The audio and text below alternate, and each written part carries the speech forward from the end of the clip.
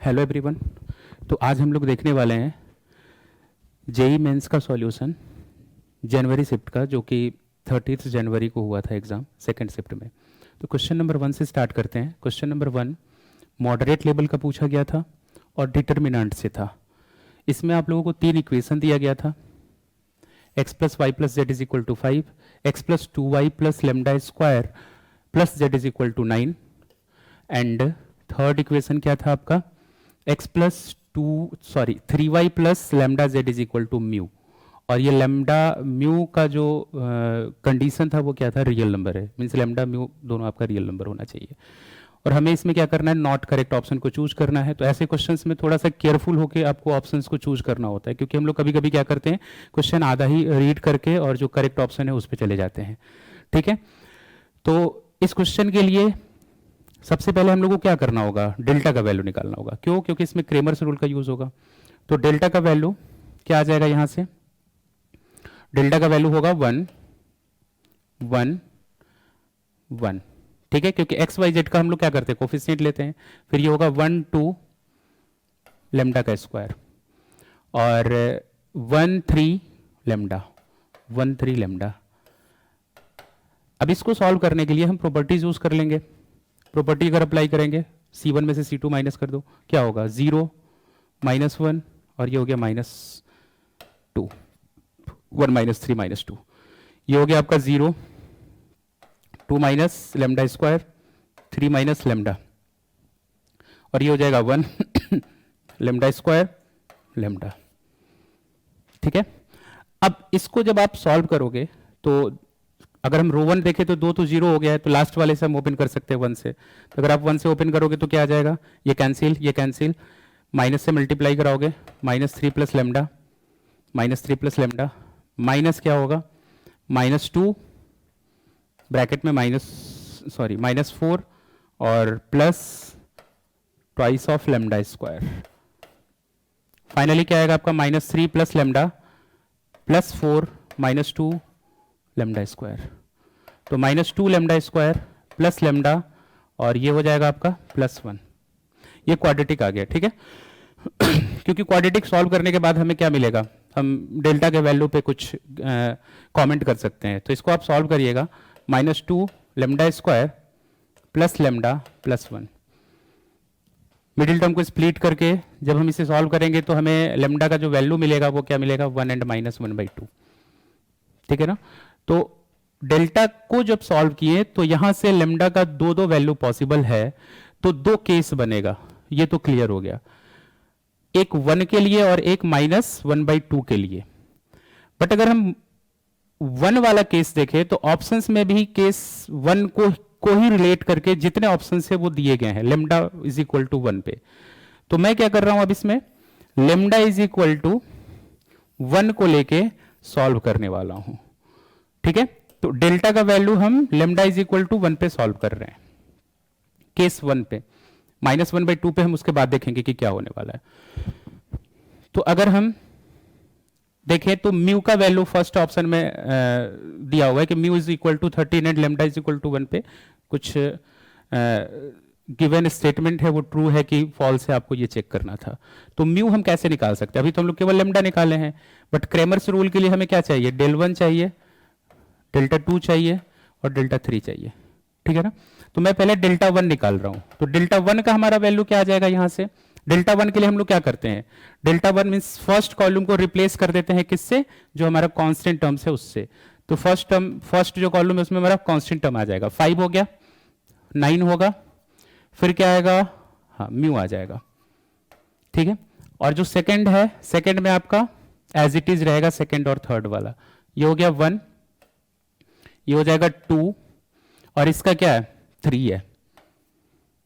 ठीक है, अब फिर फर्स्ट वाले का 1, इसमें लेमडा का वैल्यू 1 था तो मैं 1 पुट कर दिया, और हाँ लेमडा का वैल्यू 1 था तो मैंने 1 पुट कर दिया, और इसमें भी जेड का वैल्यू 1 था, लेमडा स्क्वायर का वैल्यू 1 था, और यहां पे लेमडा का वैल्यू 1 था, तो दोनों 1 आ जाएगा। अब इसे हमें सॉल्व करना है। जब आप इसको सॉल्व करोगे ना तो आपको मिलेगा यहां पे क्या, 13 माइनस म्यू आएगा सॉल्व करने के बाद, आप कर लेना। सॉल्व करने के बाद हमारा जो फाइनल एक्सप्रेशन आएगा इसका क्या आएगा 13 माइनस म्यू। तो अब मैं 13 माइनस म्यू और लेमडा इज इक्वल टू 1 पे, क्योंकि लेमडा इज इक्वल टू 1 पे ये क्या हो रहा है 0 बन रहा था, तो लेमडा इज इक्वल टू 1 पे 0 आ रहा है, ठीक है, डेल्टा का वैल्यू, और म्यू इज इक्वल टू 13 पे क्या आएगा 0 आ जाएगा डेल्टा 1 का वैल्यू। तो अगर डेल्टा 0 है, अगर डेल्टा का वैल्यू 0 है, मैं यहाँ से चेक कर रहा हूँ, अब डेल्टा का वैल्यू 0 है और डेल्टा 1 का भी वैल्यू हमारा 0 आ रहा है, तो उस केस में जो हमारा इक्वेशन का सॉल्यूशन होगा वो क्या होगा इनफाइनाइटली नंबर ऑफ सॉल्यूशन, जो कि ट्रू है, और जो ऑप्शन 1 है वो क्या है करेक्ट है। अब मैं दूसरा जो ऑप्शन है उसको चेक कर रहा हूँ, लेमडा का वैल्यू 1 था तो लेमडा का वैल्यू 1 पुट करो, लेमडा का वैल्यू 1 पे ये क्या दे रहा था 0 दे रहा था, डेल्टा 0 आ रहा है, लेमडा इज इक्वल टू 1 पे डेल्टा 0 है, और म्यू का वैल्यू अगर 13 इज नॉट इक्वल टू लेंगे तो ये आपका कोई एक नंबर देगा रियल नंबर, तो उस केस में क्या आएगा नॉट डिफाइंड वाला केस बनता है, शायद आप लोग को पता होगा। तो हम लोग क्या करते हैं एक्स वाई जेड निकालने के लिए डेल्टा 1 अपॉन डेल्टा वाई के लिए क्या करते हैं डेल्टा 2 अपॉन डेल्टा, और जेड के लिए क्या करते हैं डेल्टा 3 अपॉन डेल्टा, ठीक है, जेड के लिए हम लोग क्या करते हैं delta 3 upon delta, delta 3 upon delta z is equal to. तो आप खुद सोच सकते हो कि अगर डेल्टा का वैल्यू 0 है और डेल्टा 1 कोई एक नंबर आ गया तो नॉट डिफाइंड वाला केस बनेगा। तो नॉट डिफाइंड वाला केस कब बनता है जब इनकॉन्सिस्टेंट मींस नो सॉल्यूशन होता है, तो ये भी ट्रू है और ऑप्शन 1 भी ट्रू है।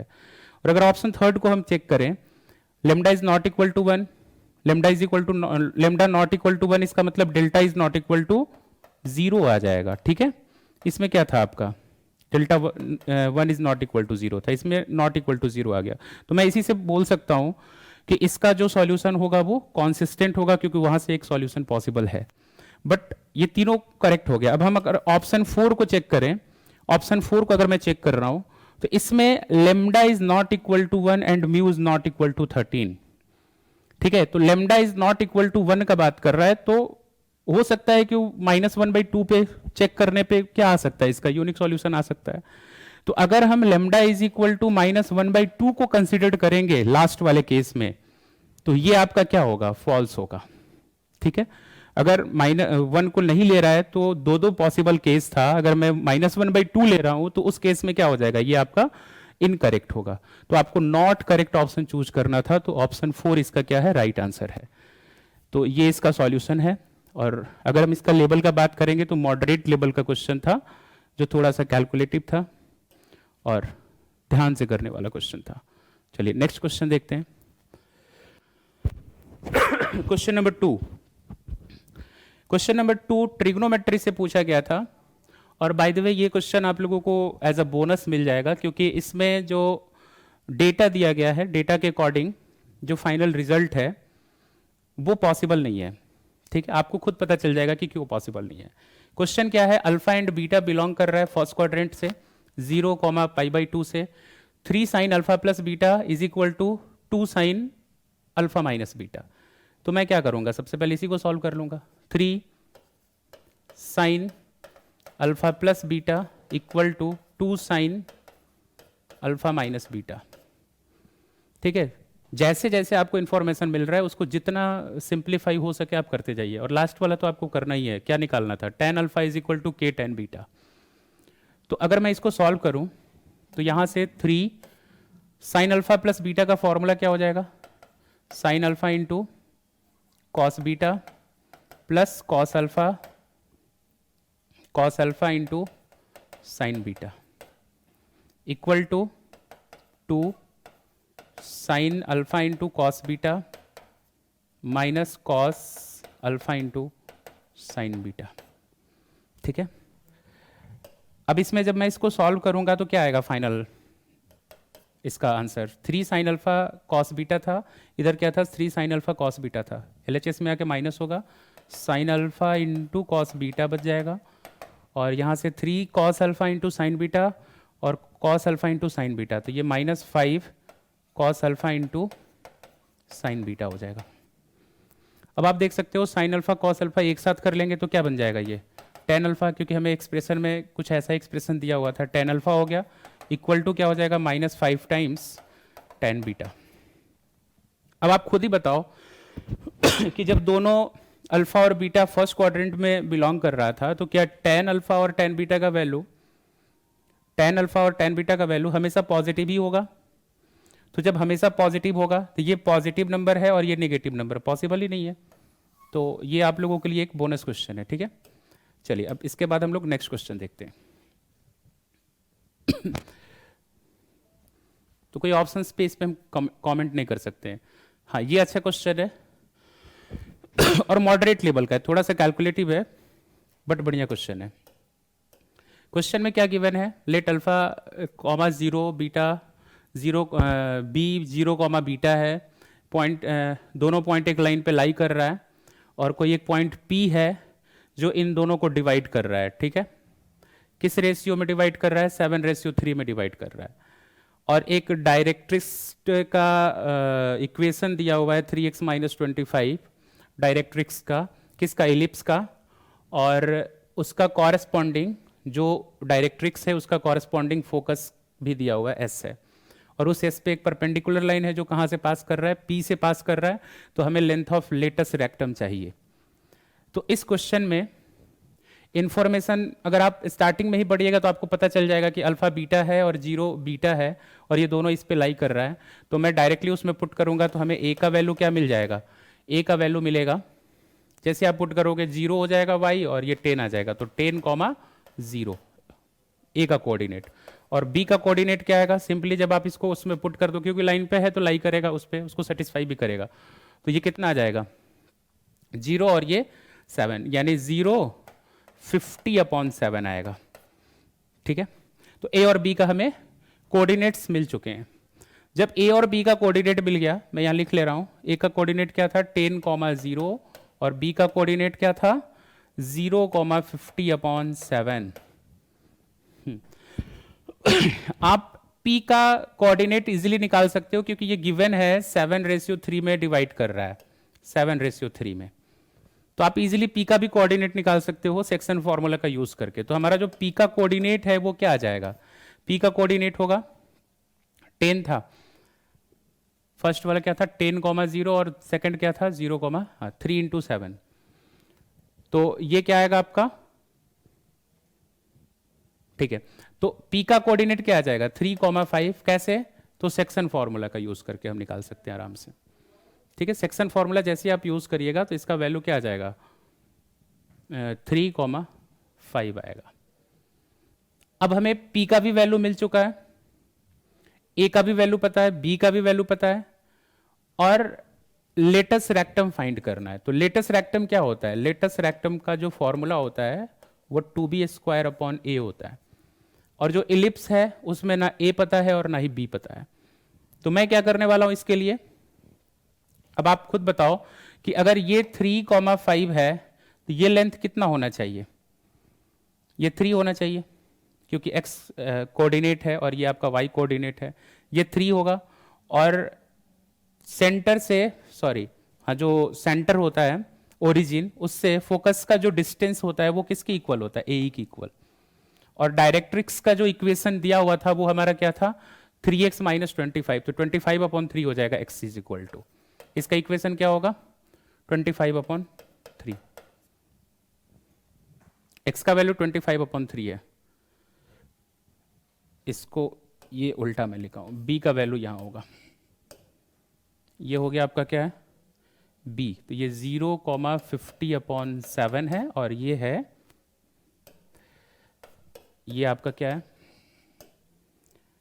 10,0 है। एक बार आप देख लेना क्योंकि थोड़ा सा ये है। x इज इक्वल टू 25/3 आ गया। डायरेक्ट्रिक्स पता है हमें, ए का वैल्यू गिवन है, ए क्या है? ए इज इक्वल टू 3 है, और डायरेक्ट्रिक्स का जो इक्वेशन है वो x इज इक्वल टू 25/3 है, और हमें पता है कि ये किसके इक्वल होता है? a/e के इक्वल होता है। तो a/e किसके इक्वल है? a/e इक्वल है 25/3 की इक्वल। मैं अगर इन दोनों को डिवाइड कर दूं तो e² इज इक्वल टू क्या आ जाएगा? 9/25, और यहां से e का वैल्यू क्या आएगा? +-3/5। तो e का वैल्यू क्या लेना होगा हमें? 3/5 पॉजिटिव वाले, क्योंकि नेगेटिव तो पॉसिबल नहीं है। तो इज इक्वल टू 3/5 आ गया। अब आप खुद देखो कि ई का वैल्यू अगर 3/5 है तो मैं इसमें पुट कर दूँ तो क्या मिल जाएगा हमें, ए का वैल्यू आ जाएगा।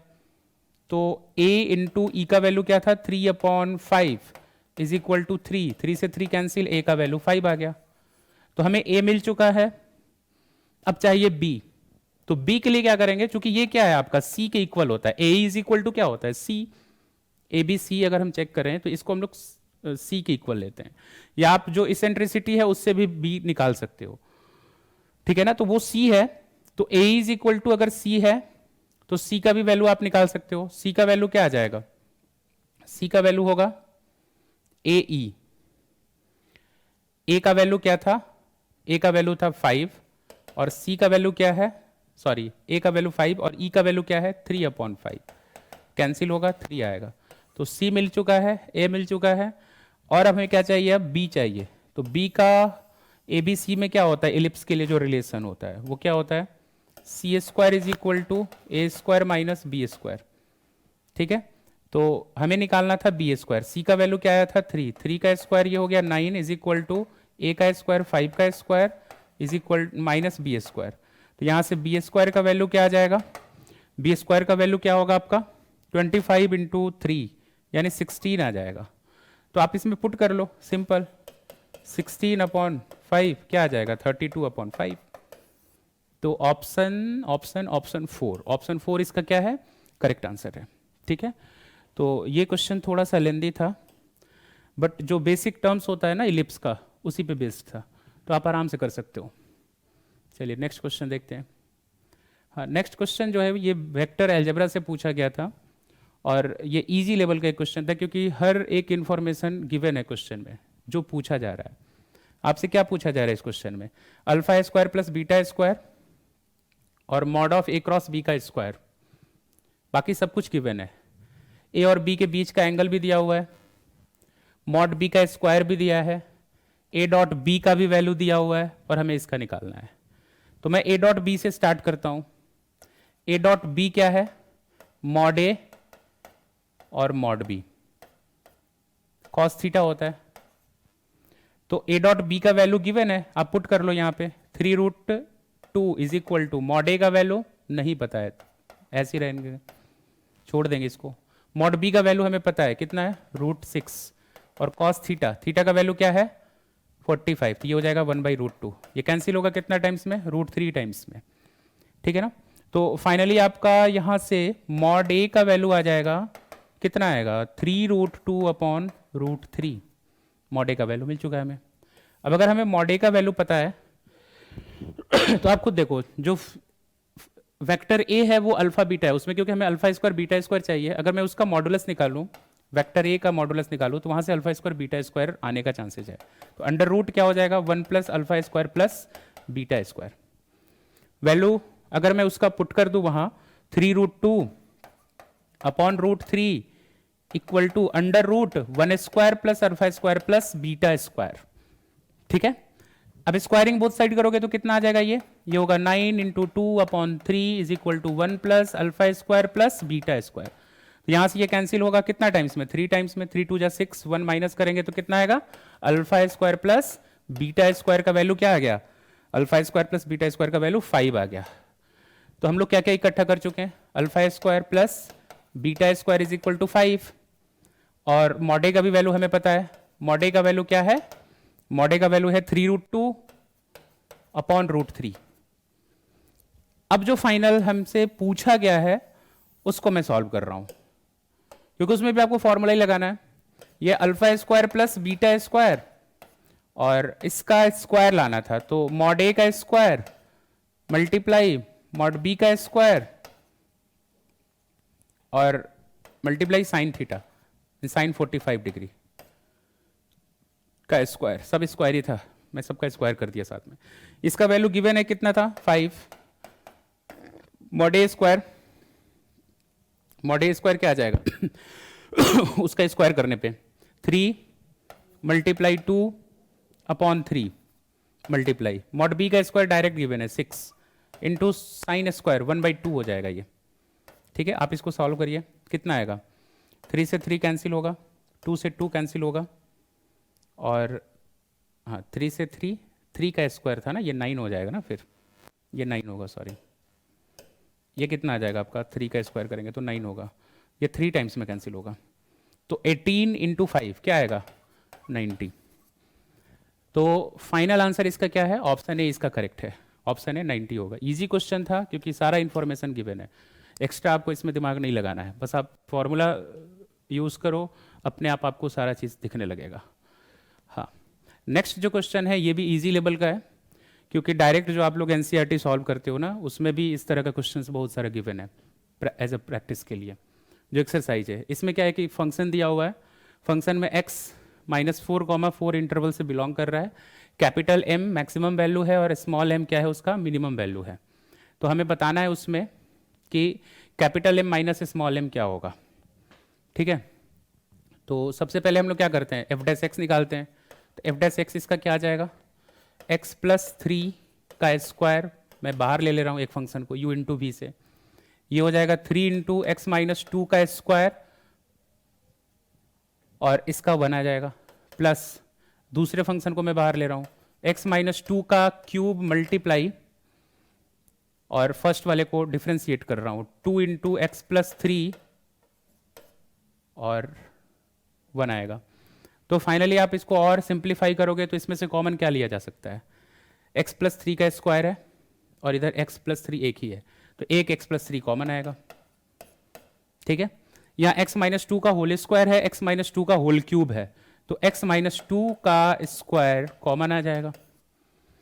तो फर्स्ट जो टर्म है उसमें क्या बचेगा आपका, x + 3 बच जाएगा और यहाँ क्या बच जाएगा, x + 3 और स्क्वायर दोनों बाहर आ गया है तो ओनली 3 बचेगा, प्लस यहाँ से क्या बचेगा बताइए, x -2 का क्यूब था, स्क्वायर बाहर ले लिए तो x -2 बचेगा और इधर क्या बच जाएगा, ओनली 2 बच जाएगा। आप इसको सॉल्व करोगे फर्दर, x + 3 x -2 का स्क्वायर, इधर क्या है 3x + 9 और प्लस 2x -4। फाइनली सॉल्व करने के बाद x + 3 x -2 का स्क्वायर और यहां से कॉमन 5 अगर हम ले लें तो x + 1 बचेगा।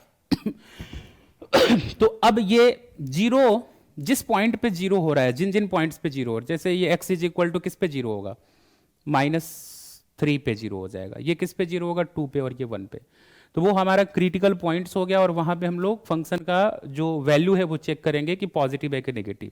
तो जो इसका कैलकुलेशन का पार्ट है वो हम लोग नेक्स्ट स्लाइड में देखते हैं। तो क्वेश्चन में क्या था हमारा, यहाँ x + 3 भी था। ठीक है, तो f' को अगर हम 0 पुट करेंगे for maximum and minimum value, तो यहां से हमें क्या क्या मिलने वाला है, x + 3 = 0, तो x का वैल्यू एक -3 आ जाएगा, -1 मिलेगा और 2 मिलेगा। मैं नंबर लाइन पे सारे पॉइंट्स को प्लॉट कर दिया और एक एक पे जब मैं हम लोग चेक करेंगे, 2 से बड़ा किसी भी वैल्यू को अगर फंक्शन में पुट करके आप चेक करोगे तो फाइनली आपको वहां से क्या मिलने वाला है, सॉरी f' में जब आप चेक करोगे तो ये पॉजिटिव वैल्यू देगा। -1 और 2 के बीच में कैसा वैल्यू देगा, पॉजिटिव देगा। -3 और -1 के बीच में नेगेटिव दे रहा है और -3 से छोटा के लिए पॉजिटिव दे रहा है। और हमें पता है कि क्रिटिकल पॉइंट पे जब पॉजिटिव से नेगेटिव वैल्यू जाता है तो वो हमारा क्या होता है, पॉइंट ऑफ मैक्सिमा। ठीक है, तो ये हमारा क्या हो गया, पॉइंट ऑफ मैक्सिमा, और ये क्या हो गया आपका, पॉइंट ऑफ मिनिमा। पॉजिटिव से नेगेटिव के लिए क्या होता है, पॉइंट ऑफ मैक्सिमा हो जाता है। तो इस केस में अब हमें क्या करना होगा, फंक्शंस का वैल्यू चेक करना होगा जो गिवन इंटरवल था उसमें, -4, 4 पे, और जो हमारे यहाँ से पॉइंट्स मिल रहा है उस पे। तो -4 पे क्या आ रहा है, -216 आ जाएगा, और 4 पे क्या आएगा 392 आएगा, और -3 पे क्या आएगा आपका 0 आएगा।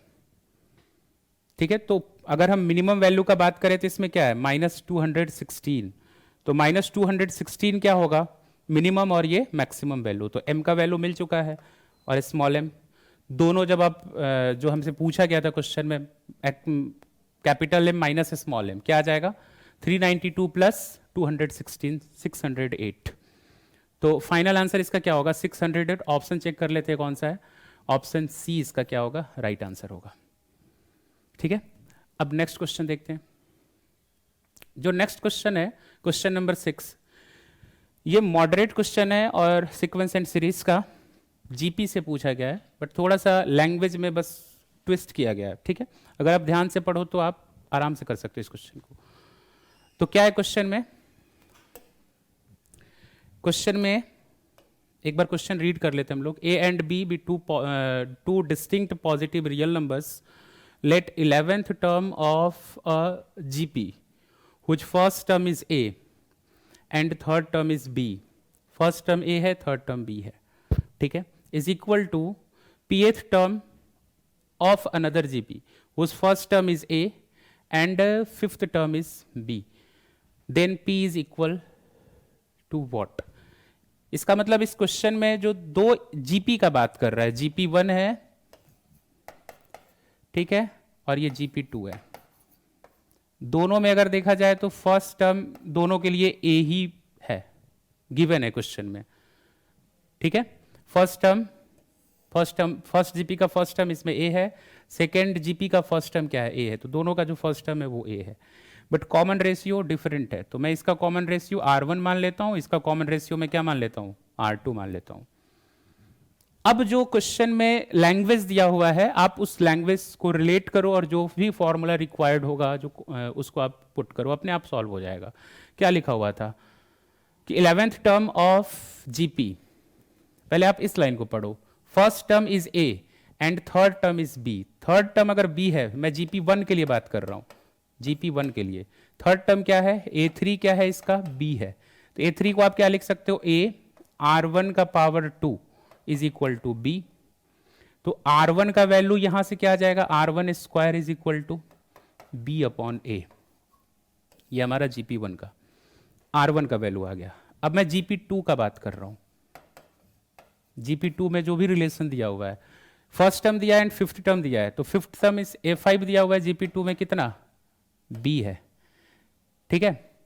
और यहां से अगर मैं इसको सॉल्व करूं तो a r का पावर r2 होगा ना, r2 का पावर 4 इज इक्वल टू क्या हो जाएगा? b। r2 का पावर 4 क्या आ जाएगा? b upon a। अब b अपॉन a दोनों जीपी में b अपॉन a कॉमन है, तो मैं अगर इसको इक्वेट कर दूं, RHS इक्वल है तो LHS भी इक्वल होगा, तो हमें R1 और R2 में रिलेशन मिल जाएगा। तो क्या आ जाएगा यहां से? R1 का square is equal to R2 का पावर 4, तो R1 इज इक्वल टू क्या आएगा? प्लस माइनस R2 का स्क्वायर। यहां तक में किसी को कोई दिक्कत नहीं होना चाहिए, ठीक है ना। अब आप देखो कि क्या एक्चुअल में जो दिया हुआ था वो क्या दिया था? 11th टर्म जीपी का फर्स्ट वाले का इक्वल है pth term of the second GP, is equal to the pth term of the second GP. तो मैं इस साइड वाला जो पार्ट है उसको इरेज कर रहा हूं। अब देखो 11th term of first GP, तो फर्स्ट जीपी का जो 11th टर्म होगा वो a r1 का पावर क्या हो जाएगा? 10 इक्वल टू सेकेंड जीपी का pth टर्म की इक्वल है, तो a r2 का पावर क्या होगा? p minus 1। तो a से a ऐसे ही कैंसिल होगा। r1 का वैल्यू क्या आ गया था? r2 का स्क्वायर, तो प्लस माइनस r2 का स्क्वायर रखोगे तो ये r2 का पावर 20 आएगा, क्योंकि माइनस का स्क्वायर पावर 10 होगा तो क्या होगा? पॉजिटिव ही हो जाएगा। ये R2 का पावर क्या है? p minus 1। तो p minus 1 is equal to 20 है, तो p का वैल्यू हमारा क्या आएगा? 21 आ जाएगा। तो फाइनल इसका आंसर क्या है? Option C. तो ये भी क्वेश्चन आसान था, बस थोड़ा सा अगर आप लैंग्वेज को ध्यान से पढ़ते तो आप आराम से कर सकते थे। Next question.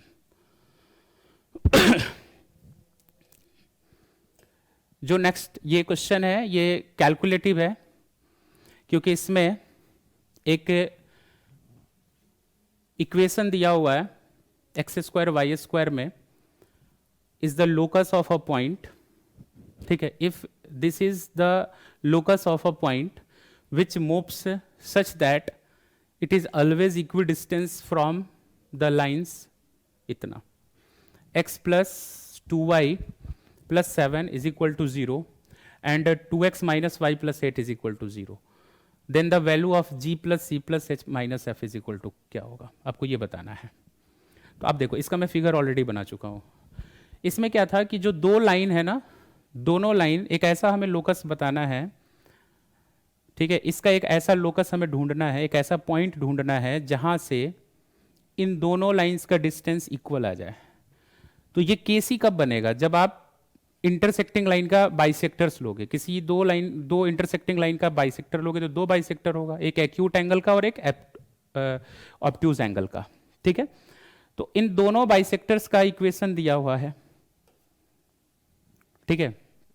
इन दोनों बाइसेक्टर्स का इक्वेशन नहीं दिया, इसका इक्वेशन दिया हुआ है जो लाइन है। हमें बाइसेक्टर्स का इक्वेशन हम निकाल सकते हैं, क्योंकि बाइसेक्टर्स का इक्वेशन क्या होता है, अगर लाइन का इक्वेशन गिवन है तो इसका क्या हो जाएगा इक्वेशन बाइसेक्टर्स का, x plus 2y plus 7 upon क्या होगा, x प्लस 2y, हाँ, रूट अंडर 5, और इक्वल टू प्लस माइनस कितना आ जाएगा, 2x minus Y plus 8 upon क्या होगा, root under 5। Root under 5 and root under 5 को आप कैंसिल करा सकते हो, ये दोनों कैंसिल हो गया, तो क्या बच गया, दो इक्वेशन बच गया। दो इक्वेशन कौन कौन सा है, एक x plus 2y plus 7 is equal two plus में लेंगे और एक माइनस वाला लेंगे, तो दो इक्वेशन यहाँ से मिल जाएगा, वो दोनों लाइंस का इक्वेशन होगा बाइसेक्टर्स का। अब उन दोनों का कंबाइंड इक्वेशन ये दिया हुआ है, फिर आप क्या करोगे, उन दोनों से कंपेयर करोगे, कंपेयर करने के बाद जी सी एच माइनस एफ का वैल्यू निकालेंगे और फिर उसको सॉल्व करेंगे तो हमारा फाइनल आंसर आएगा। तो सबसे पहले हम क्या करते हैं, उन दोनों लाइंस का जो इक्वेशन है वो देख लेते हैं क्या है। प्लस में लेंगे तो क्या आएगा, ये मैं इक्वेशन 1 का बात कर रहा हूं, जो इक्वेशन 1 है वो हमारा क्या आ जाएगा, x है, प्लस में लेंगे माइनस x आ जाएगा, और 2y है, ये प्लस 3y आ जाएगा, और प्लस 7 है और प्लस 8 है, minus 8, minus 1 is equal to 0, equation 1।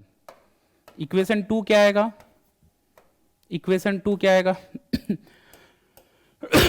Minus लेंगे तो माइनस 2x और प्लस x 3x होगा, माइनस माइनस प्लस y और ये y माइनस करोगे तो क्या आएगा, प्लस y आ जाएगा, और माइनस 8 प्लस 7 प्लस 15 होगा इक्वल टू 0।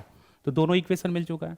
अब इसके बाद का जो प्रोसेस है ना वो बस कैलकुलेशन का बचा हुआ है, क्योंकि आप क्या करोगे, इसके बाद इन दोनों इक्वेशंस को मल्टीप्लाई कराओगे, मल्टीप्लाई कराएंगे minus x plus 3y minus 1, ठीक है, और यहां से है ये 3x plus Y plus 15 equal to 0, और मल्टीप्लाई कराएंगे तो वो इक्वेशन जो भी आएगा वो कुछ इस फॉर्म में आएगा और उसको कंपेयर करके हम वैल्यू निकालेंगे। तो चलिए इसका जो कैलकुलेशन वाला पार्ट है वो हम देखते हैं नेक्स्ट स्लाइड पे। देखिए ये हमारा दो इक्वेशन था और उन दोनों इक्वेशंस को आपस में मल्टीप्लाई कराना था, ठीक है। अब आप इसको जैसे ही मल्टीप्लाई कराओगे तो जो आपको इक्वेशन मिलने वाला है वो इस तरह का कुछ मिलेगा, इस प्रकार से, ठीक है। आप चेक कर सकते हो, x into 3x square, x into y XY आ जाएगा, फिर minus 3y into y minus 3y square, but जो हमें कंपेयर करना था उसका कोफिशिएंट 1 था तो मैं 3 कॉमन ले लिया, तो फाइनली जो हमारा इक्वेशन आया वो ये आया। अब इसको आप कंपेयर कर लो, जब आप इसको कंपेयर करोगे किससे, x square minus Y square plus 2hx plus 2gx plus 2fy से plus C is equal to 0 से, तो जो h का वैल्यू हमारा आएगा वो क्या होगा, 4/3।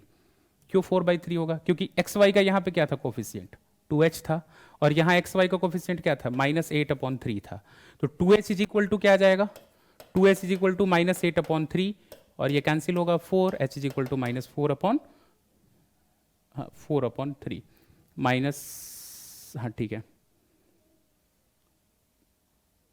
h का वैल्यू माइनस, हाँ माइनस में होगा तो -4/3 आएगा, ठीक है। अब h का वैल्यू जब -4/3 आ गया, g का वैल्यू क्या आएगा, 3 आएगा। g कहाँ से कंपेयर करेंगे हम, x का कोफिशिएंट क्या था 2g था, इसमें x का कोफिशिएंट क्या था 3 था, कंपेयर करो g का वैल्यू क्या आ जाएगा 3 आ जाएगा। वैसे ही f का वैल्यू -22/3 और c का वैल्यू 5 आएगा। जब आप इन सारे वैल्यूज को इसमें पुट करोगे तो सॉल्व करने के बाद जो फाइनल आंसर आएगा वो होगा 14, और यही इसका क्या है, राइट आंसर है। तो ये थोड़ा सा कैलकुलेशन वाला क्वेश्चन था, 14 ऑप्शन ए इसका क्या होगा, राइट आंसर। चलिए अब हम लोग क्वेश्चन नंबर 8 देखते हैं। क्वेश्चन नंबर 8 में वैसे ये इजी क्वेश्चन था और वेक्टर से रिलेटेड है। Let vector a and vector b, ठीक है, वेक्टर ए और वेक्टर बी है, दो वेक्टर्स हैं, and such that modulus of vector B is equal to 1 and mod of B vector cross B cross A is equal to 2, then आपको इसका value निकालना है। ठीक है, 4 ऑप्शंस था और इसमें से आपको फाइंड करना था। वैसे अगर देखा जाए एकदम इजी क्वेश्चन था ये। हमें निकालना है इसका वैल्यू और इसका स्क्वायर है, तो आप इजीली क्या कर सकते हो, इसका स्क्वायर लिख सकते हो।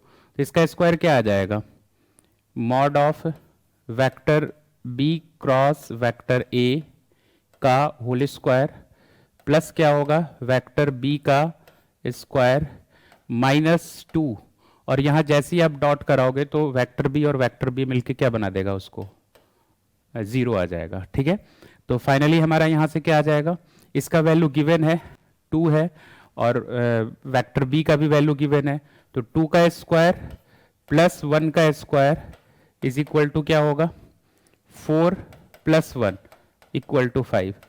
तो फाइनल आंसर इसका क्या आएगा 5। It means option B correct है। ठीक है, अब हम लोग नेक्स्ट क्वेश्चन नंबर 9 देखेंगे। सॉरी, चलिए आइए अब हम लोग क्वेश्चन नंबर 9 को देखते हैं, जो कि डिफिकल्ट क्वेश्चन की कैटेगरी में मैं इसको रखा हूं। क्यों डिफिकल्ट है, क्योंकि अगर आप इसको ध्यान से पढ़ो, इसमें एक फंक्शन है जो कि थ्राइस डिफरेंशिएबल फंक्शन है इन -5,5 इंटरवल में। इसका 2 टेंजेंट्स दिया हुआ है tangents to the curve y is equal to F X at 1 f1 and 3, f3 पे, जो कि एंगल कितना बना रहा है आपका π/6 और π/4 with positive axis. If this integral satisfy alpha plus beta root 3 where alpha and beta integers, then the value of the alpha plus beta आपको निकालना था।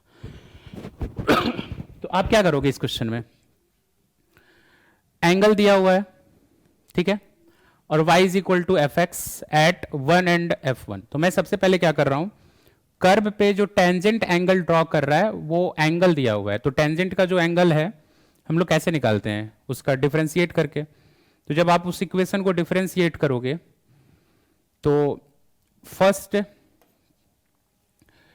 टेंजेंट का जो हमारा एंगल है वो क्या था π/6 था, और वो किस पॉइंट पे था एट 1, f1। तो डिफरेंशिएशन अगर हम फर्स्ट वाले को करें dy/dx फर्स्ट टेंजेंट के लिए और फर्स्ट, तो वो किसके इक्वल आएगा f'1 के इक्वल, और वो हमारा tan थीटा के इक्वल होता है dy/dx। तो tan थीटा का वैल्यू क्या है tan π/3 means 30 degree is equal to 1/√3। Similarly second वाले को जब आप डिफरेंशिएट करोगे dy/dx सेकंड टेंजेंट को, तो वहां से क्या मिलेगा f'3, क्योंकि y कोऑर्डिनेट क्या है f'3 है, f3 है, तो f'3 क्या आ जाएगा आपका tan 45 डिग्री। तो tan 45 डिग्री हमारा क्या होगा, यहां से 1 आ जाएगा। तो f'1 का वैल्यू 1/√3 है और f'3 का वैल्यू क्या है 1 है। अब हमें इसको सॉल्व करना है इसके रिस्पेक्टिव इस इंटीग्रल को, और फाइनल अब इसमें क्या करोगे आप, इसको आप देखो ध्यान से देखो, अगर आप ध्यान से देखोगे तो f' को अगर मैं लेट कर ले रहा हूं क्या u, तो उसका डिफरेंशिएशन अवेलेबल है f'', ठीक है, और उसके अकॉर्डिंग हम क्या करेंगे अपना लिमिट्स को चेंज कर लेंगे। तो इसका जो कैलकुलेशन वाला पार्ट है वो हम एक बार देखते हैं। देखिए हमें क्या क्या मिल चुका था f'1 का वैल्यू और f'3 का वैल्यू। अब इसे सॉल्व करना है, तो सबसे पहले मैं इसमें क्या करूंगा f' को मैं लेट कर लूंगा, इसको मैं क्या लेट कर रहा हूं u। अब जैसे आप इसको u लेट करोगे तो हमें क्या करना होगा, इस इंटीग्रल का लिमिट्स भी चेंज करना पड़ेगा। तो t इज इक्वल टू 1 पे f'1 क्या था 1/√3 था और f'3 क्या था 1 था, तो लिमिट्स भी चेंज हो जाएंगे 1/√3 और 1। तो f' का डिफरेंशिएशन क्या होगा f'' du/dt, वहां से dt का वैल्यू निकाल लेंगे हम और इसको हम पुट कर लेंगे जो हमारा इंटीग्रल था। तो ये सॉल्व होकर क्या आ जाएगा आपका u² + 1 du। तो इसका इंटीग्रेशन क्या होगा u² / 3 + u, और लिमिट हमारा क्या हो गया लिमिट हो गया 1 से 1/√3 से 1 तक। लिमिट्स पुट करेंगे, फाइनल जब आप इसको सॉल्व करोगे 27 पुट करके, तो अल्फा प्लस बीटा सी से हम कंपेयर कर रहे हैं, तो हमारा क्या आएगा 36 माइनस 10, तो ये हो गया आपका क्या अल्फा और ये बीटा हो गया। तो अल्फा प्लस बीटा का वैल्यू पूछा गया था, तो 36 माइनस 10 क्या हो जाएगा 26। ये आपका फाइनल आंसर है। Question number 10। Question number 10 moderate level का क्वेश्चन था। क्वेश्चन है let P be a point on the hyperbola h x square upon 9 minus Y square upon 4। Hyperbola का इक्वेशन गिवन है इन द फर्स्ट क्वाड्रेंट, और वो first quadrant में उसका कुछ कंडीशन दिया हुआ है such that the area of the triangle formed by P and the two foci of H is 2√13, then the square of the distance of P from the origin is what. ठीक है, information given है first quadrant में कोई एक point है P, और ये P और दोनों जो फोकस है किसका हाइपरबोला का, तो हाइपरबोला का दोनों फोकस और फर्स्ट क्वाड्रेंट में जो पॉइंट P है इसका एरिया गिवन है, क्या गिवन है 2√13। ठीक है, तो हमें बताना है इस P पॉइंट का ओरिजिन से डिस्टेंस का स्क्वायर। क्या बताना था, P पॉइंट का ओरिजिन से डिस्टेंस का स्क्वायर बताना है। तो सबसे पहले आपको क्या करना होगा, इसके लिए पॉइंट P का कोऑर्डिनेट पता होना चाहिए, तभी आप यहां से डिस्टेंस फॉर्मूला यूज करके उसका डिस्टेंस निकाल के उसको स्क्वायर कर सकते हो। तो उसके लिए मैं क्या करने वाला हूं यहाँ पे, लेट सपोज कर लो पहले आपको तो उसका कोऑर्डिनेट नहीं पता है, मैं इसका कोऑर्डिनेट मान लेता हूं अल्फा और बीटा। अब हमें अल्फा और बीटा का वैल्यू चाहिए। ठीक है, इसका जो फोकस है इसको मैं एस और इसको एस डैश मान लेता हूं, एस एंड एस डैश। ठीक है, और हमें पता है जो बेसिक टर्म्स है उसमें बताया जाता है कि दोनों फोकस के बीच का जो डिस्टेंस होता है वो ट्वाइस ऑफ ए ही होगा, और ये इक्वल होगा किसका, सी का। तो यहाँ पे ए और बी हाइपरबोला का जो हमारा इक्वेशन है, यहां से हम क्या कर सकते हैं, ए स्क्वायर बी स्क्वायर गिवन है, तो ए और बी आराम से आप निकाल सकते हो। ए स्क्वायर इज इक्वल टू 9 है एंड बी स्क्वायर का वैल्यू क्या है आपका 4 है। तो ए स्क्वायर, ए बी और सी में क्या होता है relation, C square is equal to A square plus B square. तो फाइनली आपका यहां से क्या आ जाएगा 9 प्लस 4, तो सी का वैल्यू क्या होगा 9 प्लस 4 13, तो सी का वैल्यू आपका आ जाएगा √13। जब √13 आ गया तो ये टोटल कितना होगा, ए ही होता है सी की इक्वल, तो ट्वाइस ऑफ ए, तो क्या हो जाएगा ये 2c हो जाएगा टोटल। ठीक है, तो 2c इसका मतलब ये पूरा डिस्टेंस हमें मिल चुका है, एस डैश का डिस्टेंस मिल चुका है, तो एस डैश का डिस्टेंस क्या होगा ट्वाइस √13। ठीक है, अब अगर मैं इसका एरिया निकाल रहा हूं, अगर मैं इसका एरिया निकाल रहा हूं तो उस एरिया से ये हाइट निकलेगा, और ये हाइट आपका क्या देगा y कोऑर्डिनेट देगा, क्योंकि y का डिस्टेंस है पॉइंट का। ठीक है, तो ये हमारा क्या दे देगा y कोऑर्डिनेट देगा। तो उसके लिए हमें क्या करना होगा, एरिया का फॉर्मूला, तो एरिया का फॉर्मूला क्या होता है 1/2, हाइट को मैं h मान लेता हूं, इंटू बेस क्या है आपका 2√13, ये हो जाएगा 2√13 इज इक्वल टू क्या था 2√13 गिवन था, क्योंकि एरिया गिवन है क्या है 2√13। अब 2√13 को कैंसिल कराएंगे तो यहां से हमारा जो h का वैल्यू है वो क्या आ जाएगा 2 आ गया। जब h का वैल्यू हमारा 2 है तो यही आपका क्या हो जाएगा बीटा का वैल्यू, तो बीटा का वैल्यू क्या हो गया 2। अब चूंकि ये पॉइंट क्या था, P जो पॉइंट था वो हाइपरबोला पे था, तो पॉइंट P हाइपरबोला को सेटिस्फाई करेगा जो भी इक्वेशन है, मीन्स हम बीटा उसमें रखेंगे तो वहां से हमें क्या मिल सकता है x का कोऑर्डिनेट मिल जाएगा। अब आप उसमें बीटा रख के चेक कर लो, जैसे ही आप उसमें बीटा का वैल्यू रखोगे y के प्लेस पे तो ये हो जाएगा x² अपॉन 9 माइनस क्या हो जाएगा 4/4 इज इक्वल टू 1, कैंसिल कराएंगे तो ये 1 आएगा, x² upon 9 is equal to क्या होगा 1 + 1 2 हो जाएगा, and x² is equal to क्या होगा 9 × 2 18, तो x का वैल्यू हमारा क्या आ जाएगा 3√2, तो x का वैल्यू 3√2, इट मीन्स अल्फा का वैल्यू हमारा क्या आ गया 3√2 आ गया। अब अल्फा भी पता है और बीटा का भी वैल्यू पता है, तो उसका डिस्टेंस हमें निकालना था फ्रॉम ओरिजिन, तो ओरिजिन से, ओरिजिन का क्या होता है कोऑर्डिनेट 0,0, तो ओरिजिन से उसका डिस्टेंस क्या हो जाएगा √3√2 का स्क्वायर, ये होगा 9 × 2 + 4 क्या आएगा फाइनली √22। अब इसका स्क्वायर हमें चाहिए, तो क्या मिलेगा 22। तो फाइनल आंसर इसका क्या होगा 3। तो 22 इसका क्या होगा करेक्ट आंसर होगा। चलिए अब नेक्स्ट क्वेश्चन देखते हैं। Question number 11। Question number 11 probability से पूछा गया है और ये भी सिंपल क्वेश्चन है, बेस थ्योरम से रिलेटेड है। एक बैग ए है जिसमें 3 white ball and 7 red balls है। बैग बी है जिसमें 3 white ball and 2 red balls है। One bag is selected at random and a ball is drawn from it. The probability of drawing the ball from bag A, if a ball drawn in is white, मतलब उस bag से कोई एक bag randomly choose किया जा रहा है। Let suppose ये बैग ए है, बैग ए में कितना बॉल है 3 व्हाइट बॉल है और 7 रेड बॉल है। बैग बी में कितना बॉल है, बैग बी में 3 व्हाइट बॉल है और 2 रेड बॉल है। ठीक है, तो एक बैग को रैंडमली चूज किया जा रहा है। तो अगर मान लीजिए कि जो हम बॉल ड्रॉन किए हैं निकाले हैं वो व्हाइट कलर का है, तो उसका ए से आने का क्या प्रोबेबिलिटी है। तो पहले व्हाइट कलर का बॉल होने का क्या प्रोबेबिलिटी होगा, तो कैसे निकालेंगे। पहले हम बैग को सेलेक्ट करेंगे तो उसका प्रोबेबिलिटी क्या है, 2 बैग में से एक को सेलेक्ट करने का 1/2। और बैग ए का होने का क्या प्रोबेबिलिटी है उसका कि वो व्हाइट हो 3/10 प्लस बेस थ्योरम आप ऐसे भी यूज कर सकते हो। ठीक है, यहां से क्या आ जाएगा, सेकेंड बैग को सेलेक्ट करने का प्रोबेबिलिटी 1/2 है और व्हाइट बॉल होने का क्या प्रोबेबिलिटी है 3/5 है। ठीक है ना, तो हमारा जो बेस थ्योरम होता है उसमें क्या होता है, बेस थ्योरम में हमें क्या निकालना था कि व्हाइट बॉल है उसका ए होने का क्या, बैग ए का होने का क्या प्रोबेबिलिटी है। ठीक है, तो ये हमारा क्या होता है डिनोमिनेटर वाला पार्ट हो गया 3/10 प्लस 1/2 3/5 और ये कॉमन जो पार्ट है वो न्यूमिनेटर में आ जाता है। तो 1/2 इंटू 3/10, तो फाइनली क्या हो जाएगा 1/2 कैंसिल होगा 3/10 3/10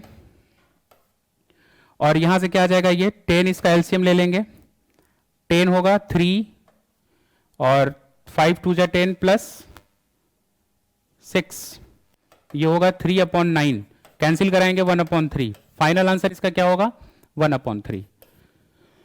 तो आप इसको ऐसे भी कर सकते थे डायरेक्ट। तो बैग ए का होने का क्या प्रोबेबिलिटी है 1/3। ये इजी क्वेश्चन था। नेक्स्ट क्वेश्चन देखते हैं, ये थोड़ा कैलकुलेटिव है। क्वेश्चन है कि कोई एक फंक्शन है R2R डिफाइंड है और फंक्शन दिया हुआ है आपका a e का power 2x plus b e का power x plus cx। If f0 is equal to -1, f0 का वैल्यू -1 है तो हमें a plus B plus C का मॉड पूछा जा रहा है। तो f0 इज इक्वल टू -1 अगर मैं इसमें 0 पुट कर दूं तो हमारा फर्स्ट इक्वेशन मिल जाएगा a प्लस बी प्लस सी में। देखो उसके लिए 3 स्टेटमेंट दिया हुआ है, कंडीशन दिया हुआ है। फर्स्ट कंडीशन, ये हमारा सेकेंड कंडीशन है और ये हमारा क्या है थर्ड कंडीशन है। ठीक है, ये हमारा थर्ड कंडीशन है। तो तीनों कंडीशन से 3 वेरिएबल में 3 इक्वेशन बनेगा, उन तीनों इक्वेशन को सॉल्व करेंगे तो हमारा फाइनल आंसर आएगा। ठीक है, तो जो फर्स्ट है कंडीशन उसमें f0 का वैल्यू -1 है, तो जहां भी x दिख रहा है उसको आप 0 बना लो, तो a plus B plus C equal to -1, equation 1 मिल गया। अब इक्वेशन 2 में क्या करना था हमें, f dash log ln2 is equal to 21 है, तो उसका f डैश x क्या आ जाएगा a मल्टीप्लाई e का पावर 2x मल्टीप्लाई 2। ठीक है, प्लस f डैश x निकाल रहा हूं मैं b इंटू ई का पावर x और प्लस सी एक्स का f डैश x क्या होगा c इज इक्वल टू क्या होगा 21। तो f डैश ln2 क्या था 21 था, तो ln2 रख लो आप। अभी तो हमारा f डैश, अभी इसको 21 के इक्वल नहीं कर सकते, अभी तो हमारा क्या है ये f डैश x है, ये हमारा क्या है f डैश x है।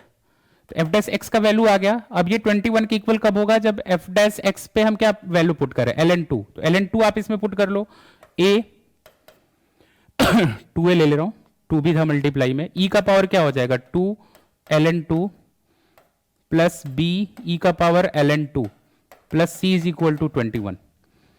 ठीक है, तो ये क्या आ जाएगा फाइनली 2a मल्टीप्लाई ln2 था, तो ये 2 का पावर 2 और ई कैंसिल होगा, ई का पावर ln क्या होता है, अगर मैं ये प्रॉपर्टी यूज करूं a log ए बी, तो ये कैंसिल हो जाता है, b बचेगा केवल। तो वहां से क्या आ जाएगा इसमें बताना, 2 का पावर 2 4 हो जाएगा, इंटू 4 प्लस यहां से क्या आएगा ओनली 2, तो 2b plus C equal to 21। तो ये हो जाएगा 8a plus 2b plus C is equal to 21। दो इक्वेशन आ गया हमारा, इक्वेशन 1 और इक्वेशन 2। अब थर्ड इक्वेशन के लिए हमें क्या करना होगा, इसे सॉल्व करना होगा। इसको सॉल्व करने के लिए जो इसका कैलकुलेशन वाला पार्ट है हम लोग नेक्स्ट स्लाइड में देखेंगे। देखो integral 0 to ln 4 a to the power e का power 2x plus b to the power e का power x dx is equal to 39/2 था। अब आप अगर इसको इंटीग्रेट करोगे तो a e का पावर 2x, a e का पावर 2x का e का पावर 2x/2, b e का पावर 2x, ln 4 से 0। सिंपल है, पुट कर लो वैल्यू, ln 4 जब इसमें पुट करेंगे तो 8a plus 4b minus a/2 minus b is equal to 39 आएगा। तो 15a प्लस 6b का वैल्यू क्या आ गया, 39 आ गया। अब मैं इसमें क्या कर रहा हूं, जो हमारा इक्वेशन 1 है, फ्रॉम इक्वेशन 1 से मैं b का वैल्यू -1 और -a पुट करूंगा इसमें, तो फाइनली हमें क्या मिलेगा, a का वैल्यू मिल जाएगा। a का वैल्यू क्या आएगा आपका 5, और b का वैल्यू क्या है -6, c का वैल्यू क्या होगा, c का वैल्यू क्या हो जाएगा -7।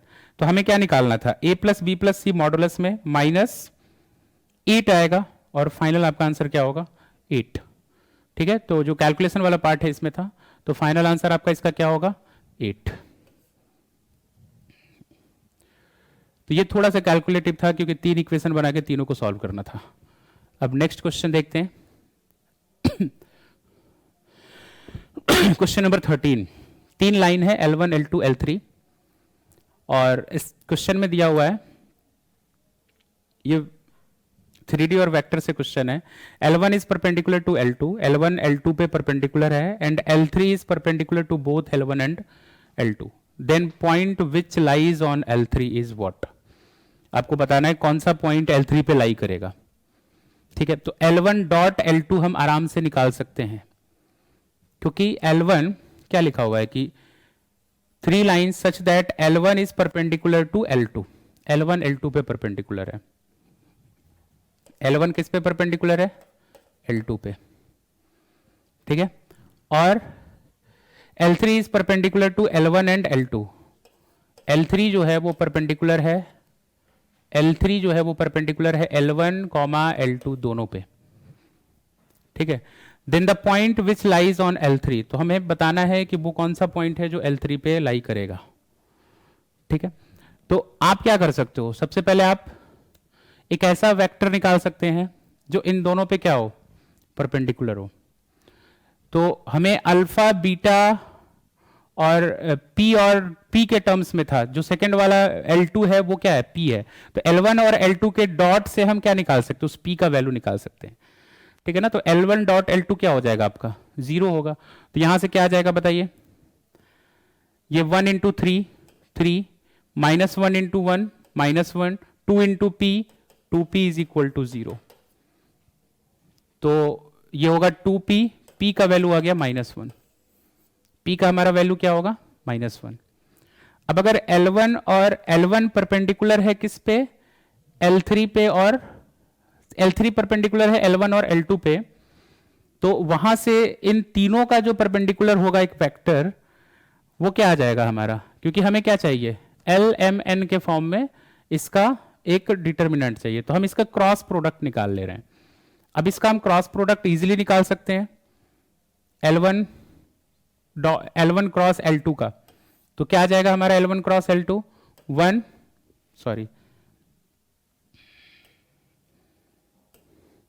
I कैप J कैप और K कैप, एक ऐसा वेक्टर निकाल रहे हैं जो दोनों का परपेंडिकुलर वेक्टर है।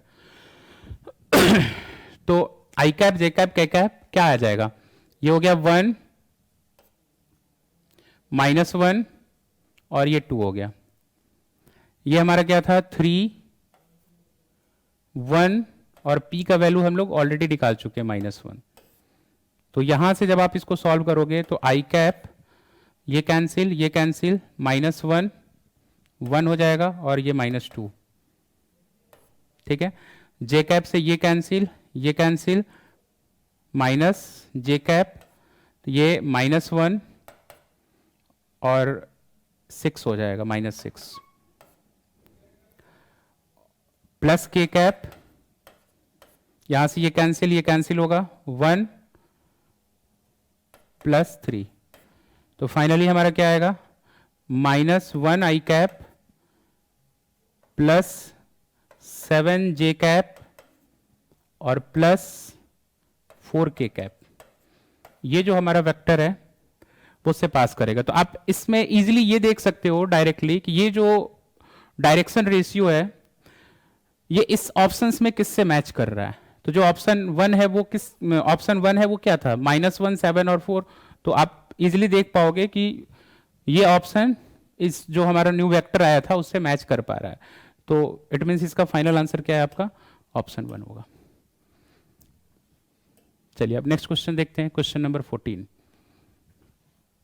14 में क्या है, let A and B be real constants such that the function defined by fx is equal to x² plus 3x plus a, x less than equal to 1 and bx plus 2, x greater than 1, differentiable on r, then value of, आपको इसका value निकालना है।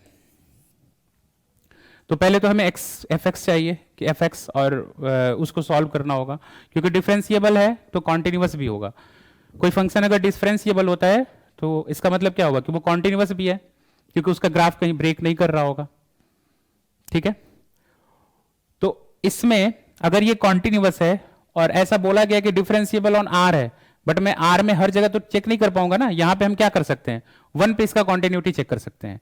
तो अगर ये 1 पे continuous है तो 1 पे दोनों फंक्शन इक्वल होना चाहिए, f1 पे, ठीक है, क्योंकि LHL और RHL वैल्यू इक्वल होगा किस पे, 1 पे।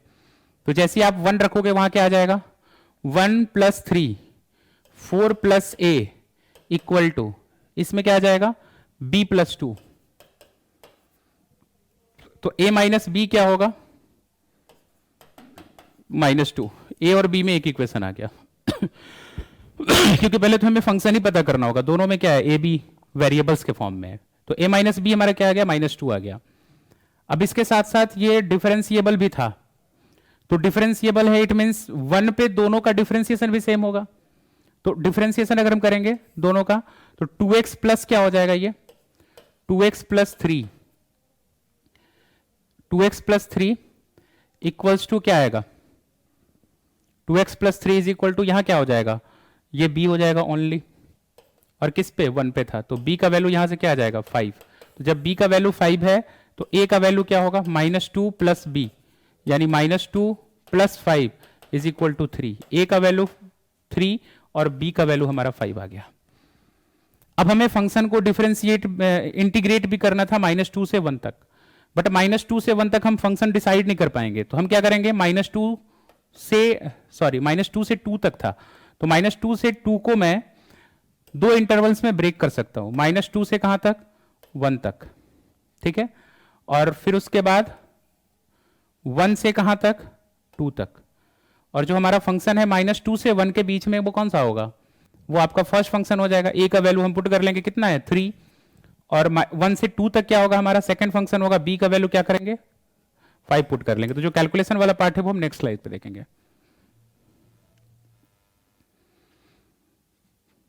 तो 2 पार्ट में इसका हमें क्या करना होगा, इंटीग्रेशन -2 से 1 से तक और 1 से 2 तक। तो फाइनली आपका क्या आ जाएगा result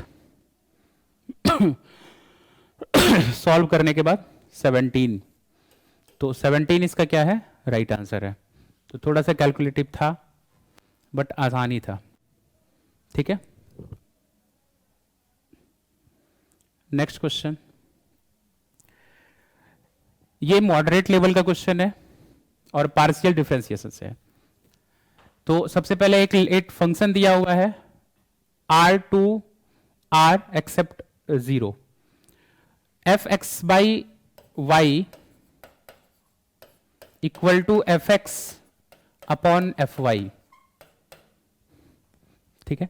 x and Y and F Y is not equal to zero, F Y is not equal to zero, बिल्कुल, क्योंकि जीरो होगा तो नॉट डिफाइंड आ जाएगा।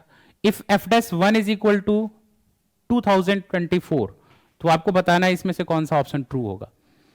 तो सिंपल, अगर आप ऑप्शन देखिएगा ध्यान से तो उसमें कहीं भी y का जिक्र नहीं है, इसका मतलब हमें y को रिप्लेस करना होगा और कहीं ना कहीं x और y को आपस में मैनिपुलेट करके हमें जो ऑप्शन है उसको चेक करना होगा कि कौन करेक्ट है। तो आप इसमें क्या कर सकते हो, पार्शियल डिफरेंशिएट अगर हम इसे करें किसके रिस्पेक्ट में, x के रिस्पेक्ट में, y को मैं अगर कांस्टेंट मान के चलूं, ये क्या हो जाएगा, F dash X upon Y multiply 1 upon Y equal to 1 upon F Y multiply F dash X. क्योंकि हमें y नहीं चाहिए तो मैं y को रिप्लेस कर दे रहा हूं किससे, x से। जैसे आप y को x से रिप्लेस करोगे तो ये क्या बन जाएगा, F dash 1 multiply 1 by X is equal to 1 by F X multiply F dash X. और f1 का वैल्यू हमें दिया हुआ था, f1 का वैल्यू क्या गिवन था, 2024, आप पुट कर लो 2024 upon X equal to F dash X upon F X, cross multiply कराओ और ऑप्शन आप मैच कर सकते हो, यहां से मिल जाएगा x F dash x, x F dash X, और माइनस में क्या होगा ये, तो ऑप्शन 1 इसका क्या है, करेक्ट है।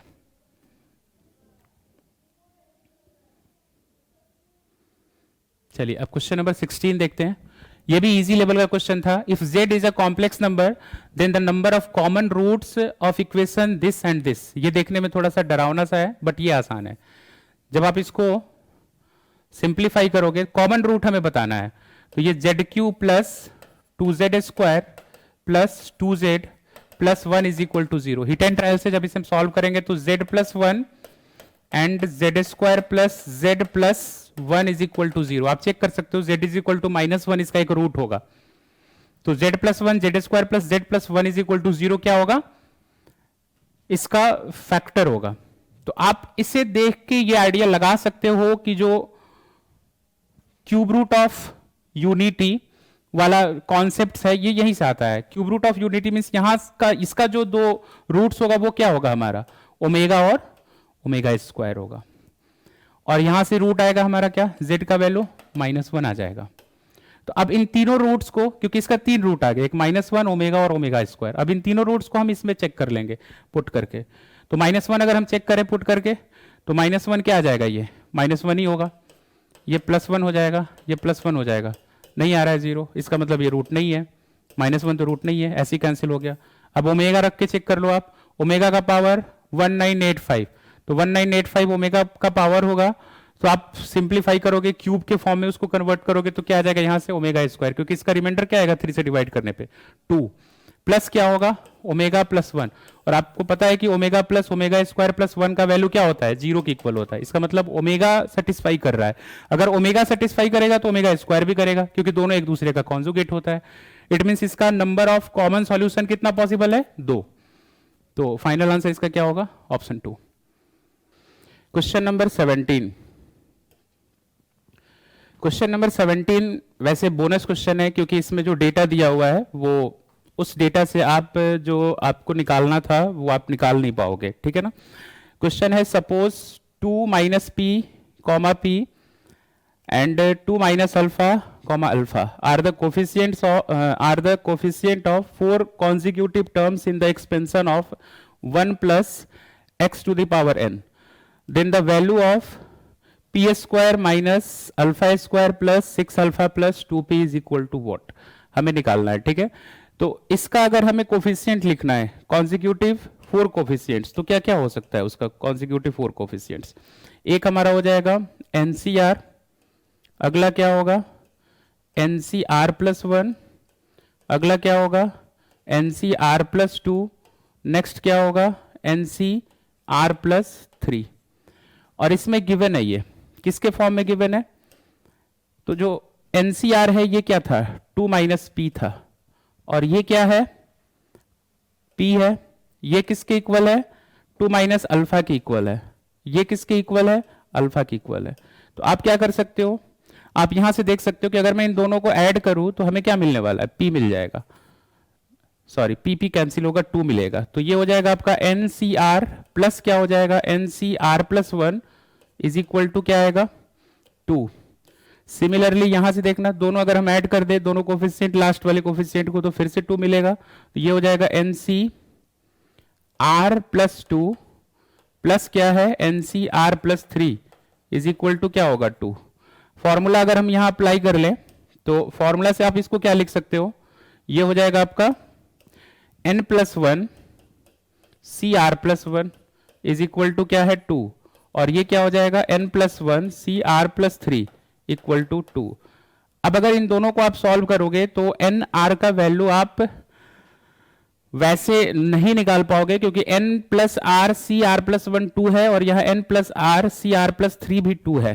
तो ये पॉसिबल वैसे भी नहीं है, क्योंकि आप इसको सॉल्व करोगे फर्दर तो p अल्फा का वैल्यू निकालना संभव नहीं है।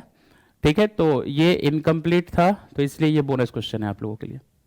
नेक्स्ट क्वेश्चन हाँ, ये क्वेश्चन डोमेन से है और अच्छा क्वेश्चन है। तो हमें क्या करना है, इसका डोमेन निकालना है, इस फंक्शन का। इस फंक्शन का डोमेन निकालने के लिए हम क्या करेंगे, 2x plus 3 upon 4x square plus x minus 3, ये किसके इक्वल होगा, ग्रेटर देन 0, क्योंकि लॉग का प्रॉपर्टी होता है उसमें हमेशा पॉजिटिव नंबर लेते हैं हम लोग। और यहां से क्या आ जाएगा, cos इनवर्स x के प्लेस पे जो भी वैल्यू आता है वो -1 और 1 के बीच में होता है। ये इसको किसके बीच में रखेंगे, -1 2x minus 1 upon x plus 2 lesser than equal to क्या हो जाएगा, 1। तो यहां से 3 इनइक्वालिटी बनेगा। सबसे पहले मैं इसको क्या करूंगा, फैक्टराइज कर लूंगा। अगर फैक्टर होने लायक हो तो 2x प्लस 3 अपॉन क्या हो जाएगा, ये मल्टीप्लाई करने पे -12 चाहिए प्लस माइनस करने पे 1 चाहिए, तो 4x square plus 4x minus 3x minus 3 greater than 0। तो क्या आ जाएगा, 2x plus 3 upon 4x common लेंगे तो x प्लस 1 माइनस 3 कॉमन लेंगे तो क्या आ जाएगा, x प्लस 1 ग्रेटर देन 0। अब इसको आप सॉल्व करोगे तो फाइनली आपका जो फैक्टर मिलेगा वो 2x plus 3 upon 4x minus 3 और x प्लस 1 ग्रेटर देन 0। ठीक है, ये हमारा क्या हो गया, एक इनइक्वालिटी, और 2 इनइक्वालिटी हमें यहां से मिलेगा। तो तीनों इनइक्वालिटी को सॉल्व करके उसका जो इंटरसेक्शन आएगा वही ये दिया हुआ है, और उसको कंपेयर करना है, अल्फा बीटा निकालना है। तो इसका हम कैलकुलेशन वाला पार्ट देखते हैं नेक्स्ट स्लाइड पे।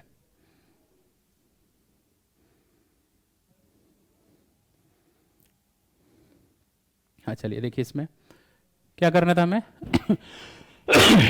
ये सॉल्व किए तो हमारा ये आया, इसका जो सॉल्यूशन है -3/2 बेबी कर्व मेथड का यूज करके -1 और 3/4 से इन्फिनिटी तक, ये इक्वेशन 1 हो गया।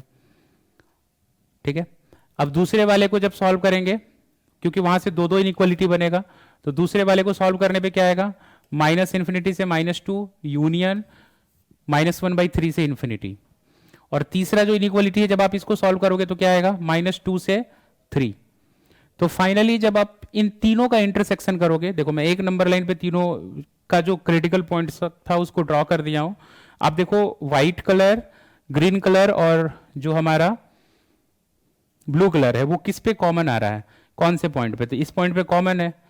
और ये इसको हमें क्या करना पड़ेगा, इंक्लूड करना पड़ेगा, सॉरी एक्सक्लूड करना पड़ेगा, क्योंकि यहाँ पे क्या था, ओपन ब्रैकेट था, और इसको इंक्लूड करेंगे। तो फाइनली क्या है, 3/4 से 3। तो जब आप 5 alpha minus 4, 5 beta minus 4 alpha का वैल्यू निकालोगे तो फाइनली आपका क्या आएगा यहाँ से आंसर, 12। तो ऑप्शन कौन सा ट्रू है, ऑप्शन 2। चलिए नेक्स्ट क्वेश्चन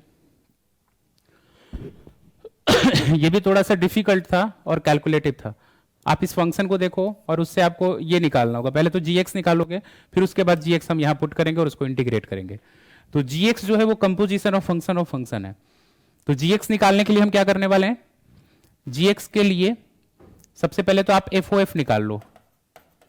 FOF क्या आ जाएगा, f ऑफ fx, और fx में fx को पुट कर लो। fx क्या था आपका, x, तो ये होगा fx upon 1 plus F X का power 4 whole to the power 1/4। ठीक है, तो एफ एक्स का वैल्यू क्या था, x बाई 1 प्लस एक्स का पावर 4 होल का power 1/4 upon 1 plus 1 by, sorry क्या आ जाएगा यहां से, x के प्लेस पे रख दिया, अब यहां एफ एक्स रखना है हमें, तो एफ एक्स का पूरा क्या था, ये था x पावर 4 था ये, हाँ ये पावर 4 था, तो पावर 4 रखेंगे तो कितना आ जाएगा finally, x by 1 plus x का पावर 4 होल का पावर, नो होल का पावर नहीं था, इसका पावर 1/4 और पूरे होल का पावर क्या था, 4 था। ठीक है, और इस पूरे होल का पावर क्या था, 1/4 था। अब सही है, अब आप इसको सॉल्व करो, सॉल्व करने से आप यहां देख सकते हो ये कैंसिल हो जाएगा, ये x का पावर 4 1/x का पावर 4, तो क्या आएगा, x का power 1 upon sorry x upon 1 plus x का पावर 4 होल का पावर 1/4 अपॉन ये कैंसिल होगा, x का पावर 1 प्लस एक्स का पावर 4 अपॉन क्या हो जाएगा, 1 प्लस एक्स का पावर 4, 1 प्लस एक्स का पावर 4 होल का पावर क्या है 1/4। अब आप इसको सॉल्व करोगे तो फाइनली जो हमें रिजल्ट मिलेगा ये 1 प्लस एक्स का पावर 4 इस साइड आएगा, एलसीएम लेंगे तो क्या बनेगा, x बाई 1 प्लस एक्स का पावर 4 होल का पावर क्या है 1/4 अपॉन क्या होगा 1 प्लस, क्योंकि 1 प्लस, हाँ 1 प्लस 2x का पावर 4 होल का पावर क्या है 1/4 अपॉन क्या होगा 1 प्लस एक्स का पावर 4 का पावर क्या होगा 1/4, ये दोनों कैंसिल होगा, तो एफ का वैल्यू क्या आ गया हमारा, x अपॉन 1 प्लस 2x का पावर 4 होल का पावर 1/4। तो आप यहां से एक पैटर्न को देख सकते हो कि एफ, ठीक है, दो कॉम्पोजिट फंक्शन जब निकाले तो यहां पे क्या था, x के पावर 4 का मल्टीपल 2 आ गया। ठीक है, जब सिंगल फंक्शन था तो x का पावर का मल्टीपल क्या था, 1 था। उसी तरह हमें कितना बार इसमें कॉम्पोजिट फंक्शन निकालना है, 1 2 3 4, तो फाइनली जो इसका वैल्यू आएगा, gx का जो वैल्यू आएगा वो क्या आ जाएगा, x बाई 1 प्लस 4 एक्स का पावर 4 होल का पावर 1/4। ठीक है, और अब उस gx के वैल्यू को मैं इसमें पुट करूंगा और इंटीग्रल वाले पार्ट का जो भी कैलकुलेशन है वो हम लोग नेक्स्ट स्लाइड पे देखते हैं। देखिए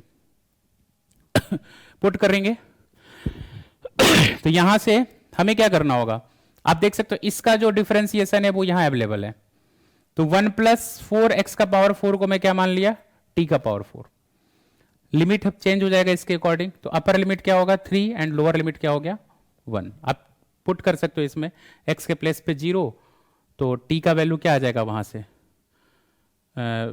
लोअर लिमिट के लिए 1 आ जाएगा, 0 पुट करोगे तो अपर लिमिट के लिए ये पुट करोगे √2√5, तो वहां से क्या आएगा 3 आएगा।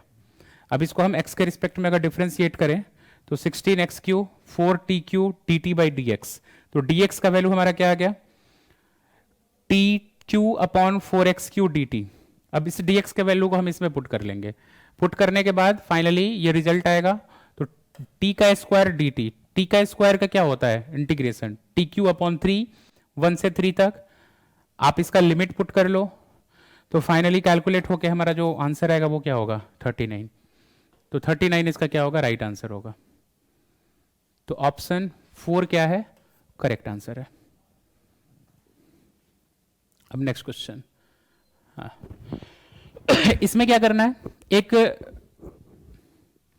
मैट्रिक्स दिया हुआ है 3/3 का, और ये नॉन जीरो मैट्रिक्स है, नॉन जीरो मतलब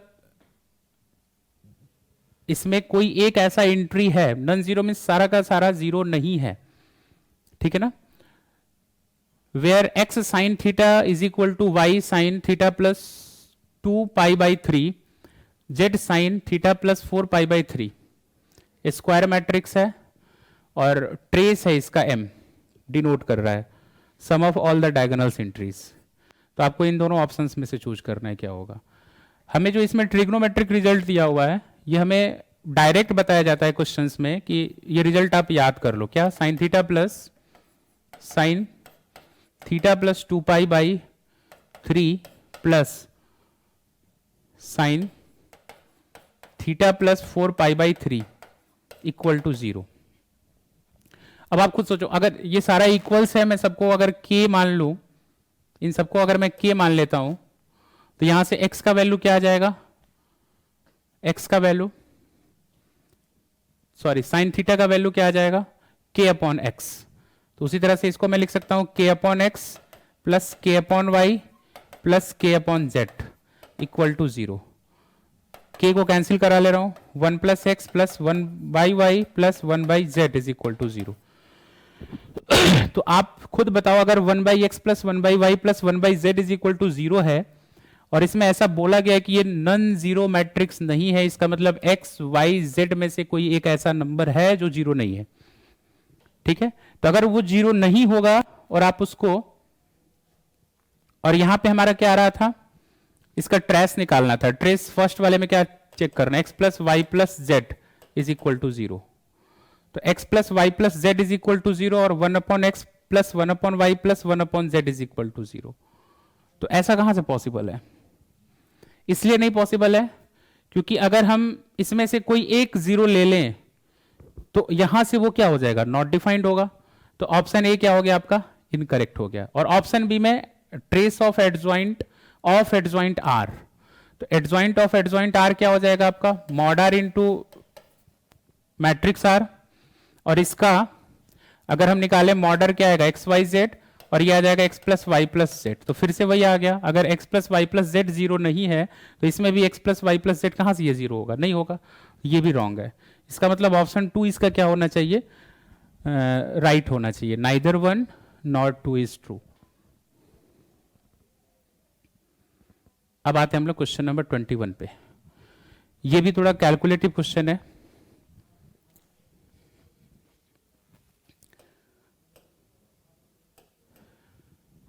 क्योंकि इसमें क्या दिया हुआ था, let y is equal to capital Y is equal to capital Y capital X be a curve lying in the first quadrant such that the area enclosed by the line this and the coordinate axis where xy is any point on the curve is always, ठीक है, is always in this form. और उनका area क्या है, इतना है, ठीक है, ये एरिया दिया हुआ है वेरिएबल्स में। और कैपिटल Y1 का वैल्यू 1 है तो आपको 12y2 का वैल्यू निकालना है क्या होगा।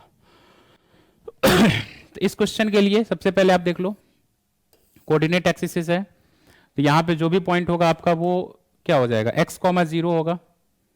तो x, 0 और ये जो भी पॉइंट होगा आपका y, 0, y होगा। तो मैं पहले y एक्सिस पे जो पॉइंट है उसका कोऑर्डिनेट निकाल सकता हूं और x वाले पॉइंट का कोऑर्डिनेट निकाल सकता हूं, क्योंकि कोऑर्डिनेट एक्सिस से बना रहा है ये।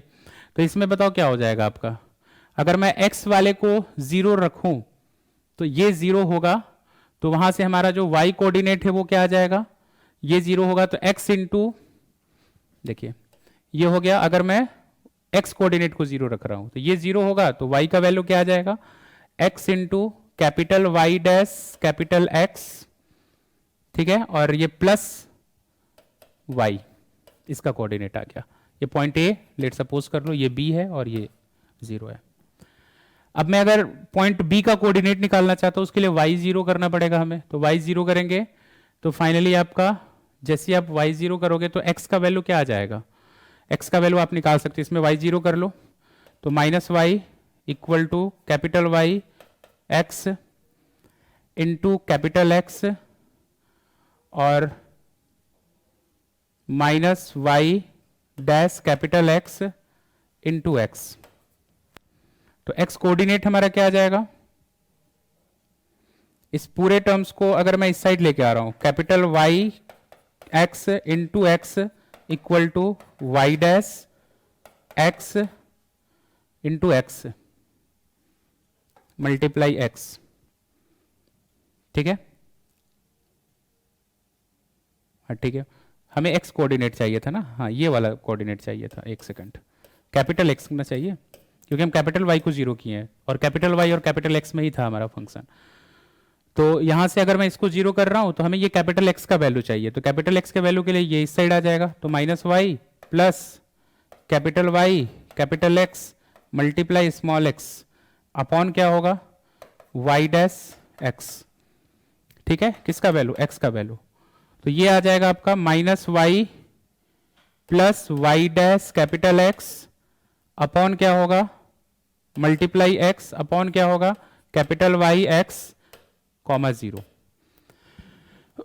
अब इसका अगर हम एरिया निकालेंगे तो एरिया के लिए क्या हो जाएगा आपका ये पूरा टर्म्स, तो ये हो गया minus Y plus capital Y X into X upon क्या होगा कैपिटल वाई इंटू एक्स, और ये क्या आ जाएगा ये हो जाएगा आपका X into capital Y dash X plus small Y. तो 1/2 बेस इंटू हाइट से वो इसकी इक्वल होगा, तो जो इसका सॉल्यूशन कैलकुलेशन वाला पार्ट है वो हम लोग नेक्स्ट स्लाइड में देखेंगे। तो 1/2 बेस इंटू हाइट, पहले तो आप ये करोगे, और वो किसके इक्वल है minus Y square upon 2 capital Y dash X plus 1। अब आप इसको जब सॉल्व करोगे तो फाइनली जो आपको रिजल्ट मिलेगा वो क्या आएगा, वो ये आएगा, और ये क्या है आपका एक लीनियर डिफरेंशियल इक्वेशन है। लीनियर डिफरेंशियल इक्वेशन में जब हम इसे सॉल्व करेंगे तो हमें क्या करना होगा, इसके लिए इसका आईएफ निकालेंगे, मींस इंटीग्रेटिंग फैक्टर। तो इंटीग्रेटिंग फैक्टर क्या होगा, E to the power integration of -2 by X into D X, ये 1/x² आ गया, तो y into 1/x² equal to 2/3 x का पावर 3 प्लस c। क्यों, क्योंकि y into integrating factor I F is equal to क्या होता है इंटीग्रेशन ऑफ क्यू एक्स, ठीक है। तो वहां से मल्टीप्लाई करने पे ये क्या आ गया हमारा। अब इसमें x का वैल्यू अगर 1 रख रहे हैं तो y का भी वैल्यू 1 है क्योंकि ऐसा दिया हुआ था क्वेश्चन में, तो वहां से c हमें क्या मिल जाएगा, c हमें मिल गया 1/3। तो जब c का वैल्यू 1/3 आप इसमें पुट करोगे तो फाइनली आपको जो इक्वेशन मिलेगा y के फॉर्म में और x के फॉर्म में वो ये आएगा, ठीक है। अब हमें इसमें क्या निकालना था 12y2, तो पहले y2 का वैल्यू निकाल लेंगे और उसको 12 से मल्टीप्लाई कराएंगे, तो फाइनली जो हमारा आंसर है वो क्या होगा 20 होगा। ये थोड़ा सा कैलकुलेटिव क्वेश्चन था। नेक्स्ट क्वेश्चन, ये भी क्वेश्चन कैलकुलेटिव है। Let a line passing through the point -1, 2, 3 and intersect the lines L1 x -1/3 y -2/2 z +1/-2 eight, मतलब ये जो लाइंस हैं दोनों लाइन ये इस पॉइंट पे इंटरसेक्ट कर रहा है, तो हमें इसका वैल्यू निकालना है alpha plus beta plus gamma a plus B plus C का होल स्क्वायर, दोनों का स्क्वायर है। तो आप कैसे कर सकते हो, सबसे पहले अगर मैं इसमें देखूं ये लाइन कहां से पास कर रहा था L1 पास कर रहा है M से, और L2 किस से पास कर रहा है N से। तो सबसे पहले मैं अल्फा बीटा गामा और ABC का वैल्यू निकाल सकता हूं, कैसे, यहां से जो भी हमारा पॉइंट्स होगा इसको मैं सबसे पहले मान लेता हूं लेमडा और म्यू के फॉर्म में या K1 K2 के फॉर्म में, कोई दो वेरिएबल्स के फॉर्म में आप मान लो। तो अगर मैं इसको लेट सपोज कर लूं, मैं इसको अगर सपोज कर ले रहा हूं, इसको मैं अगर लेमडा सपोज कर ले रहा हूं और इसको म्यू सपोज कर रहा हूं, तो फाइनली क्या आ जाएगा यहां से x का वैल्यू 3 लेमडा प्लस 1, तो alpha is equal to 3 lambda plus 1, ठीक है। 3 लेमडा, ये -1 उस साइड जाके +1 हो जाएगा।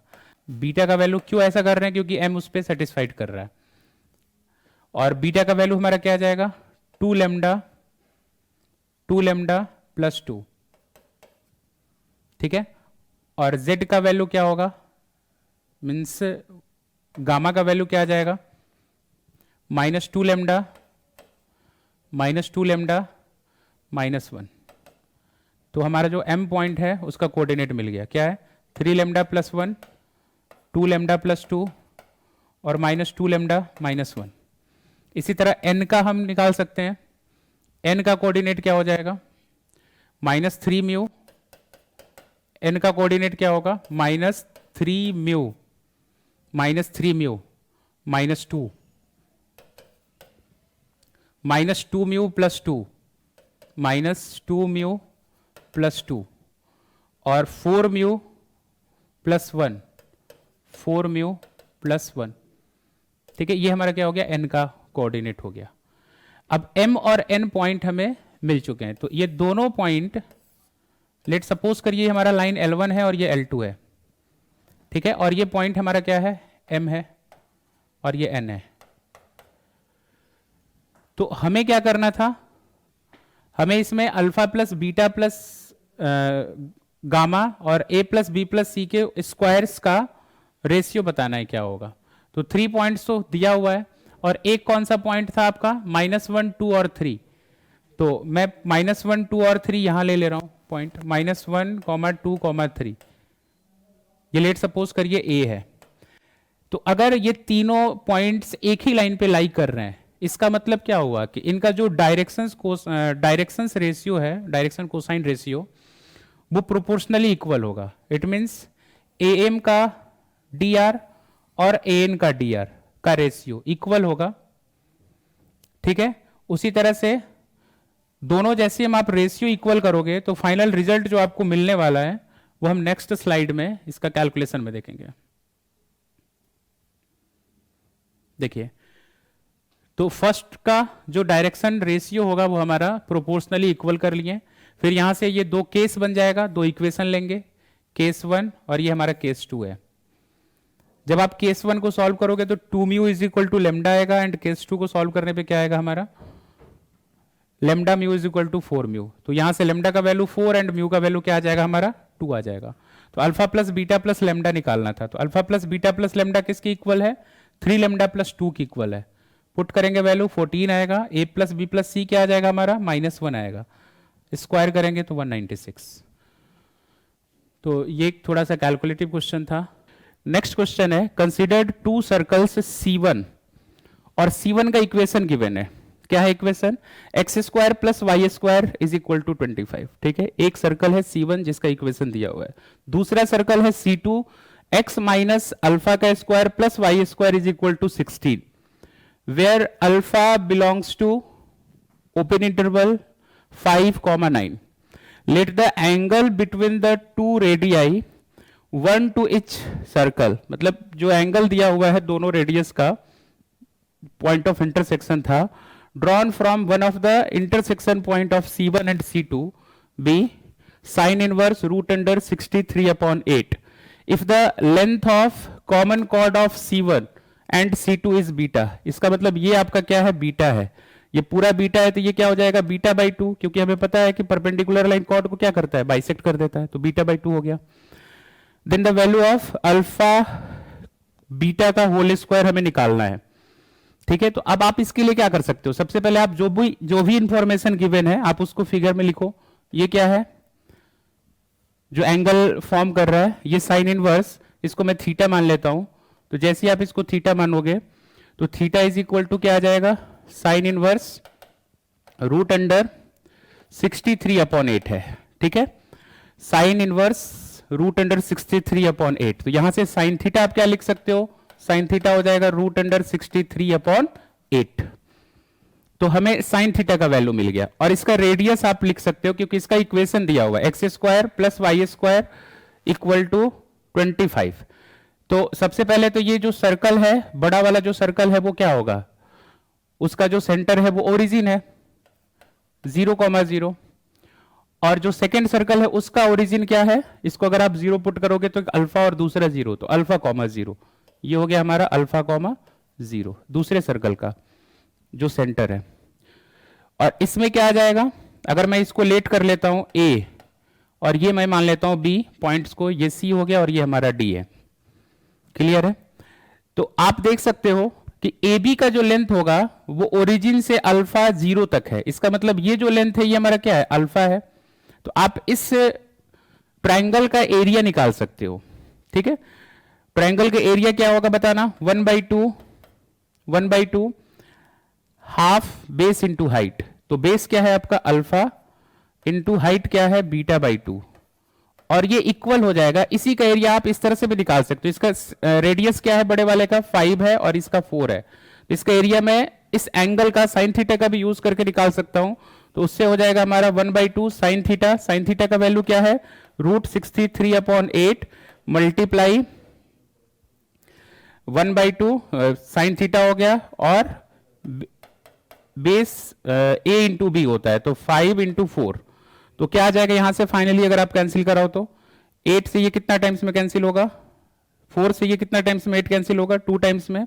2 से 1/2 से 1/2 कैंसिल, 2 से ये 2 कैंसिल। तो अल्फा बीटा का वैल्यू हमारा क्या आ गया, 5√63, और इसका स्क्वायर हमें चाहिए। तो अल्फा बीटा का स्क्वायर क्या हो जाएगा, 25 मल्टीप्लाई 63 इज इक्वल टू क्या होगा, 1575। ये इसका क्या होगा, फाइनल आंसर होगा। तो ये इंटीजर्स टाइप का क्वेश्चन था जिसमें 1575 आंसर आएगा। हाँ, ये भी थोड़ा सा कैलकुलेटिव है। अल्फा का वैल्यू दिया हुआ है एंड बीटा का वैल्यू गिवन है। अल्फा का वैल्यू है सिग्मा एन के इज इक्वल टू 0 से एन सी के का स्क्वायर अपॉन के प्लस 1। तो मैं इसको क्या कर सकता हूं, ट्वाइस मल्टीप्लाई।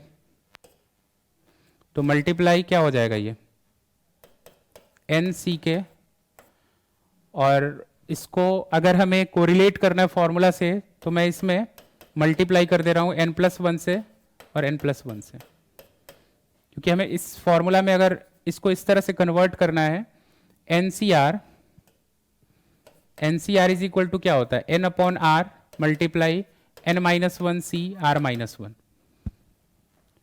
तो आप देख सकते हो यहां पे n+1 k+1 है। तो मैं इसमें अगर n+1 c k+1 का फॉर्मूला लिखूं तो n+1 upon k+1 multiply nc k आ जाएगा। तो आप वहां से n+1 k+1 का वैल्यू निकाल सकते हो। n+1 k+1 का वैल्यू आएगा n+1 c k+1 upon nck। तो nck कैंसिल होगा, nck कैंसिल हो जाएगा, और बचेगा क्या finally, alpha is equal to 1/n, n+1 को मैं बाहर ले रहा हूं, sigma k is equal to 0 से n तक, और यह है nck मल्टीप्लाई क्या बच जाएगा, n+1 c k+1। ठीक है, n+1 c k+1, क्योंकि मैं अगर इसका वैल्यू यहां से फाइंड करके इसमें पुट करूंगा तो फाइनली हमारा यही बचने वाला है। फिर इसके बाद अगर इसे सॉल्व करना है, इसको फॉर्मूला के फॉर्म में लाने के लिए मैं इसको क्या लिख सकता हूं, 1/n+1 multiply sigma k is equal to 0 से n तक, और इसको लिखा जा सकता है nc n-k multiply n+1, property use कर रहा हूं मैं किसका, कॉम्बिनेशन का k+1। तो फाइनली आप यहां से क्या कर सकते हो, अब देखो अब इन दोनों में जैसे आप सिग्मा का वैल्यू पुट करोगे k इज इक्वल टू 0 से n तक, तो फाइनली आपका यहां से जो अल्फा का वैल्यू आएगा वो क्या आ जाएगा, 1/n+1 multiply 2n+1 c, k cancel होगा, n+1। तो ये हमारा अल्फा का वैल्यू है। इसी तरह से सिमिलरली हम क्या करेंगे, बीटा का वैल्यू निकालेंगे, और जो इसका फाइनल कैलकुलेशन है वो नेक्स्ट स्लाइड पे देखेंगे। देखिए, तो अल्फा आ गया एंड बीटा, बीटा हमारा क्या होगा 2n+1 cn+2, और हमें गिवन था अल्फा बाई बीटा का वैल्यू क्या था 5/6। अब अल्फा और बीटा का वैल्यू आप पुट करोगे तो इसे सॉल्व करने के बाद जो रिजल्ट आएगा वो क्या होगा, n/n+2 इज इक्वल टू 5/6। तो n का वैल्यू क्या होगा 10। तो इसका फाइनल आंसर क्या होगा 10। तो चलिए देखते हैं क्वेश्चन नंबर 25। ठीक है, इसमें क्या दिया हुआ है, let Sn be the sum of n terms of an arithmetic progression. Arithmetic progression है क्या, 3, 7, 11 ... n तक। ठीक है, इफ ये एक इनइक्वालिटी दिया हुआ है 40 lesser than this lesser than 42, then आपको n का वैल्यू इसमें बताना है। ठीक है, तो ऐसे क्वेश्चंस में क्लियरली दिख रहा है हमें कि सबसे पहले हमें क्या करना होगा, इसमें एस एन निकालना होगा, फिर उस एस एन से हमें एस के निकालना है। ठीक है ना, के इज इक्वल टू 1 से एन तक उसको ऐड करना है। तो पहले आप इसमें क्या करोगे, एस एन निकालोगे। तो S N is equal to क्या आ जाएगा हमारा, N by two, 2 into 3 plus N minus 1 into क्या हो जाएगा, डी का वैल्यू है 4। ठीक है, तो यहाँ से जब हम इसे सिंप्लीफाई करेंगे तो n बाई टू, ये 6 plus 4n minus 4 equal to n by two, 6 minus 4 हो जाएगा 2, तो 4n प्लस 2। क्या कॉमन ले सकते हो आप इसमें से, 2 कॉमन लोगे तो 2 से 2 कैंसिल होगा, 2n बचेगा, ये हो जाएगा 2n स्क्वायर प्लस n। तो Sn का हमारा वैल्यू क्या आ गया, 2n स्क्वायर प्लस n। अब इस पूरे एक्सप्रेशन का सम चाहिए हमें k इज इक्वल टू 1 से लेके कहाँ तक, n तक। इट मीन्स जब Sn हमारा 2n प्लस n है तो Sk क्या हो जाएगा, Sk होगा 2k स्क्वायर प्लस k। अब उस वैल्यू को हम क्या करेंगे, Sk को इस इनइक्वालिटी में रखेंगे और उसे सॉल्व करेंगे। तो हमारा Sk का वैल्यू जो भी आया था उसे मैं साइड में लिख ले रहा हूँ। Sk का वैल्यू क्या है, Sk इज इक्वल टू है 2k स्क्वायर प्लस k। अब आप इसको पुट कर लो इनइक्वालिटी में। तो जैसे ही आप इस इनइक्वालिटी में पुट करोगे तो क्या था हमारा, 40 lesser than 6 upon n into n plus 1 multiply k is equal to 1 से n तक ऐड करना है, और हमारा Sk क्या था, 2k स्क्वायर प्लस k। तो जो फाइनली है वो हमारा क्या आ जाएगा, n तक ऐड करना है। तो यहाँ से हमारा जो वैल्यू बनेगा 2 मल्टीप्लाई k स्क्वायर का फॉर्मूला क्या हो जाएगा आपका, अप टू n तक हमें ऐड करना था, तो ये होगा n into n plus 1 into 2n plus 1 upon 6। ठीक है, और प्लस के 1 से कहाँ तक, n तक ऐड करना है। तो क्या हो जाएगा आपका k प्लस के n टाइम्स, तो वो क्या देगा आपका n into n plus 1 upon क्या हो जाएगा 2। तो अब आप देख पा रहे हैं कि इसमें से क्या कॉमन आ जाएगा, n इंटू n प्लस 1 और n इंटू n प्लस 1। तो अगर हम n into n plus 1 common ले लें तो ये क्या होगा, n into n plus 1 cancel होगा, n इंटू n प्लस 1 में कैंसिल करा ले रहा हूँ। तो क्या बचेगा, 40 लेसर देन, यहाँ 6 मल्टीप्लाई। अब अगर मैं इसको देखूँ तो 2 इंटू क्या था, 2n प्लस 1 अपॉन क्या है हमारा 6 है, और प्लस क्या था 1 बाई 2। ठीक है, क्योंकि 6 इधर, अब 6 से अगर मैं इसमें मल्टीप्लाई कराऊं तो 6 से 6 कैंसिल होगा, और ये क्या आ जाएगा आपका 3 आ जाएगा। और लेसर देन हमारा क्या था इसमें, लेसर देन था 42, लेसर देन 42। ठीक है, जब मैं इसे सिंप्लीफाई करूंगा तो 6 से 6 कैंसिल, ये होगा 4n प्लस 2 और इधर 3 आ जाएगा, तो 2 प्लस 3 5, तो 4n प्लस 5। तो 40 lesser then 4n plus 5 lesser than क्या होगा 42। 5 अगर माइनस कर ले दोनों साइड तो 35 lesser than 4n lesser than क्या हो जाएगा 42 माइनस 5 37। तो 35 और 37 के बीच का कोई ऐसा वैल्यू जो 4n के इक्वल हम कर पाए तो वो एक ही पॉसिबल है, वो क्या है 36। तो जैसे ही आप 4n को 36 के इक्वल रखोगे तो वहाँ से हमारा जो n का वैल्यू आएगा वो क्या होगा 9। इट मीन्स इसका जो फाइनल आंसर होगा वो क्या होगा हमारा 9 होगा। ओके, तो चलिए अब हम लोग देखते हैं नेक्स्ट क्वेश्चन। तो जो इसका कैलकुलेशन वाला पार्ट है वो ये है, बस उसका निकालेंगे, सबको ऐड करेंगे तो फाइनली हमारा आंसर क्या आ जाएगा 11376। चलिए अब ये क्वेश्चन जो है नेक्स्ट क्वेश्चन, ये रिलेशन से पूछा गया है और इजी क्वेश्चन है, बस फॉर्मूला बेस्ड है। The number of symmetric relation defined on the set 1 2 3 4, set में जो एलिमेंट्स है वो 1 2 3 4 है, और हमें क्या निकालना है, which are not reflexive, number of symmetric relation जो रिफ्लेक्सिव नहीं है, वैसे सिमेट्रिक रिलेशन बताओ जो रिफ्लेक्सिव नहीं है।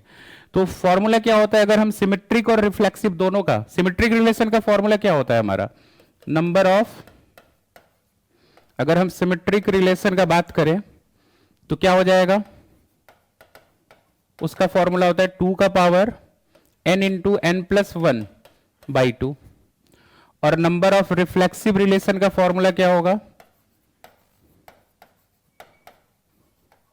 नंबर ऑफ रिफ्लेक्सिव रिलेशन क्या हो जाएगा, 2 to the power n into N minus 1 by 2। तो अब आप देख सकते हो मुझे क्या करना है, सिमेट्रिक रिलेशन में दोनों इंक्लूड होगा, सिमेट्रिक भी होगा और रिफ्लेक्सिव भी होगा। तो मैं अलग अलग दोनों का फाइंड कर लूंगा कितना आ रहा है रिलेशंस, और उसमें से मैं माइनस कर लूंगा क्योंकि इसमें कॉमन है। ये हो जाएगा कितना, 2, n का वैल्यू क्या था, 4 था n का वैल्यू, तो 4 इंटू 5 बाई 2 कितना आ जाएगा, 10 माइनस 2 का पावर ये क्या हो जाएगा, 4 माइनस 1 3, और 4 बाई 2 6 हो जाएगा। ये फाइनली होगा कितना, 2 का पावर 10 क्या होता है 1024, माइनस क्या होगा 64, तो माइनस करने के बाद क्या आएगा हमारा 960, ये इसका क्या है फाइनल आंसर है। तो ये इजी क्वेश्चन था, 960 इसका फाइनल आंसर होगा।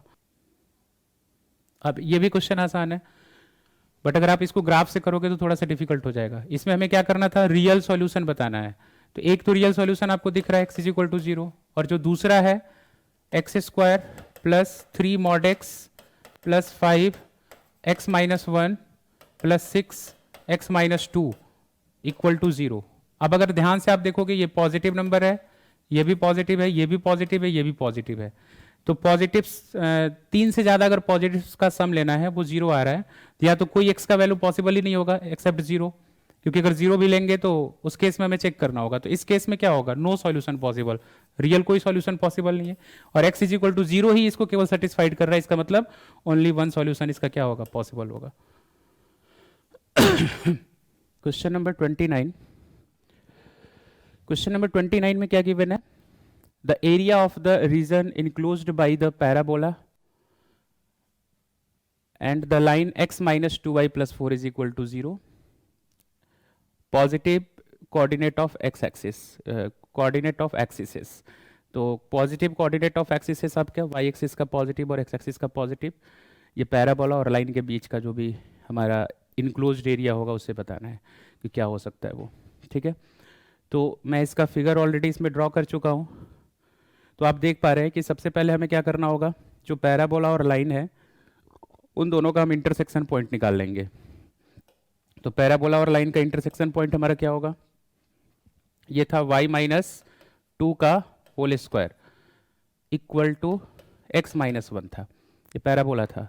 मैं अगर यहाँ से x का वैल्यू निकालूं तो ये हो जाएगा x is equal to 4 plus क्या होगा, सॉरी माइनस 4 प्लस क्या हो जाएगा 2y, ठीक है।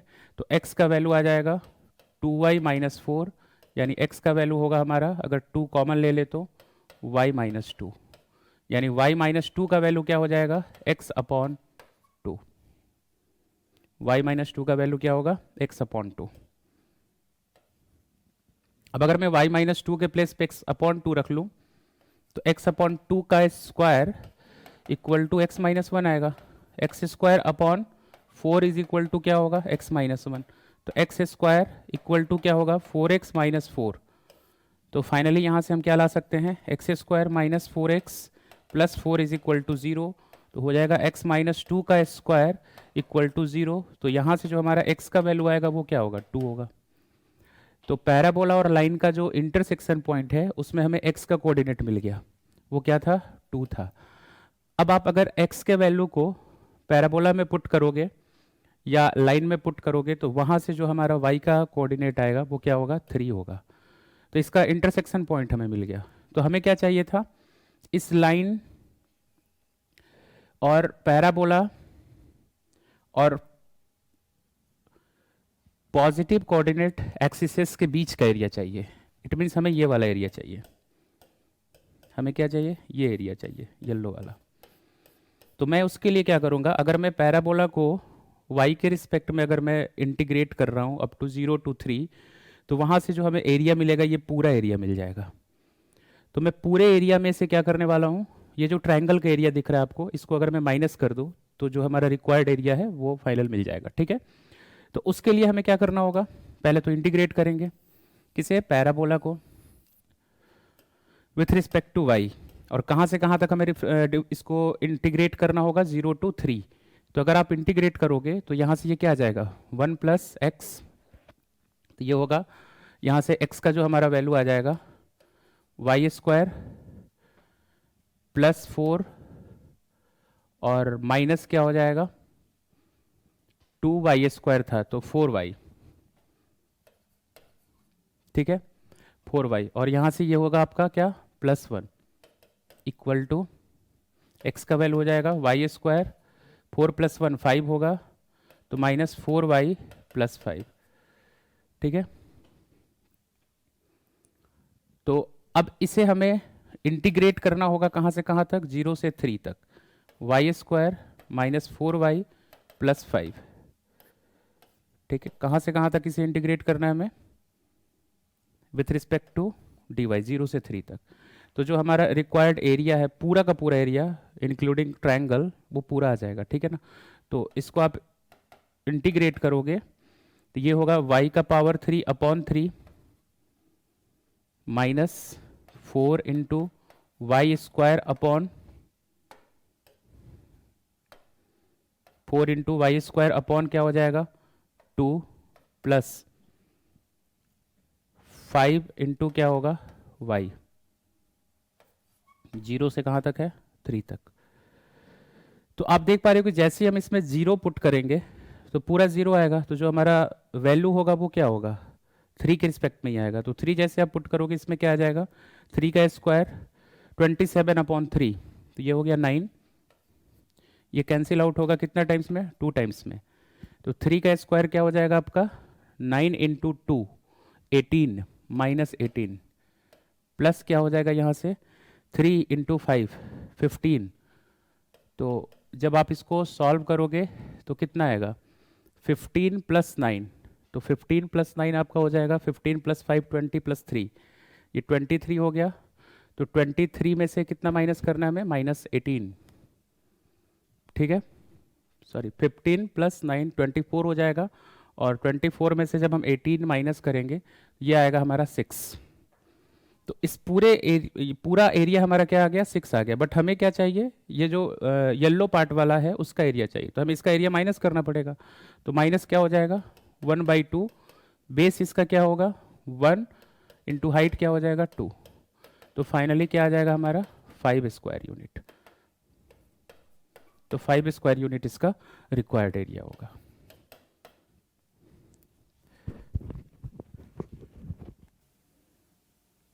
ये जो क्वेश्चन है सिंपल वेरिएंस निकालना था इसमें, तो वेरिएंस का जो फॉर्मूला है अगर आपको याद है तो आप आराम से इसको निकाल सकते हो, 1/n सिग्मा fi(xi) का स्क्वायर माइनस मीन का स्क्वायर।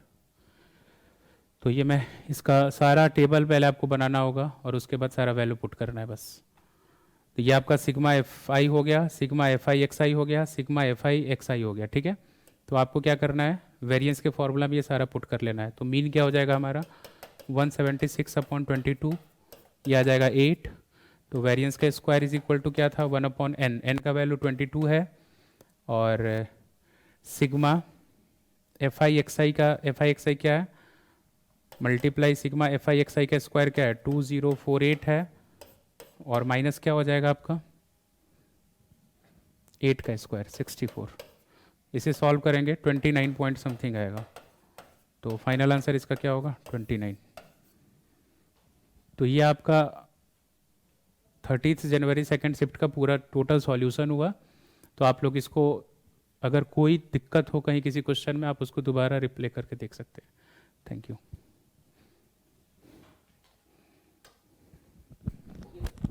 हो गया बीच बीच में एक दो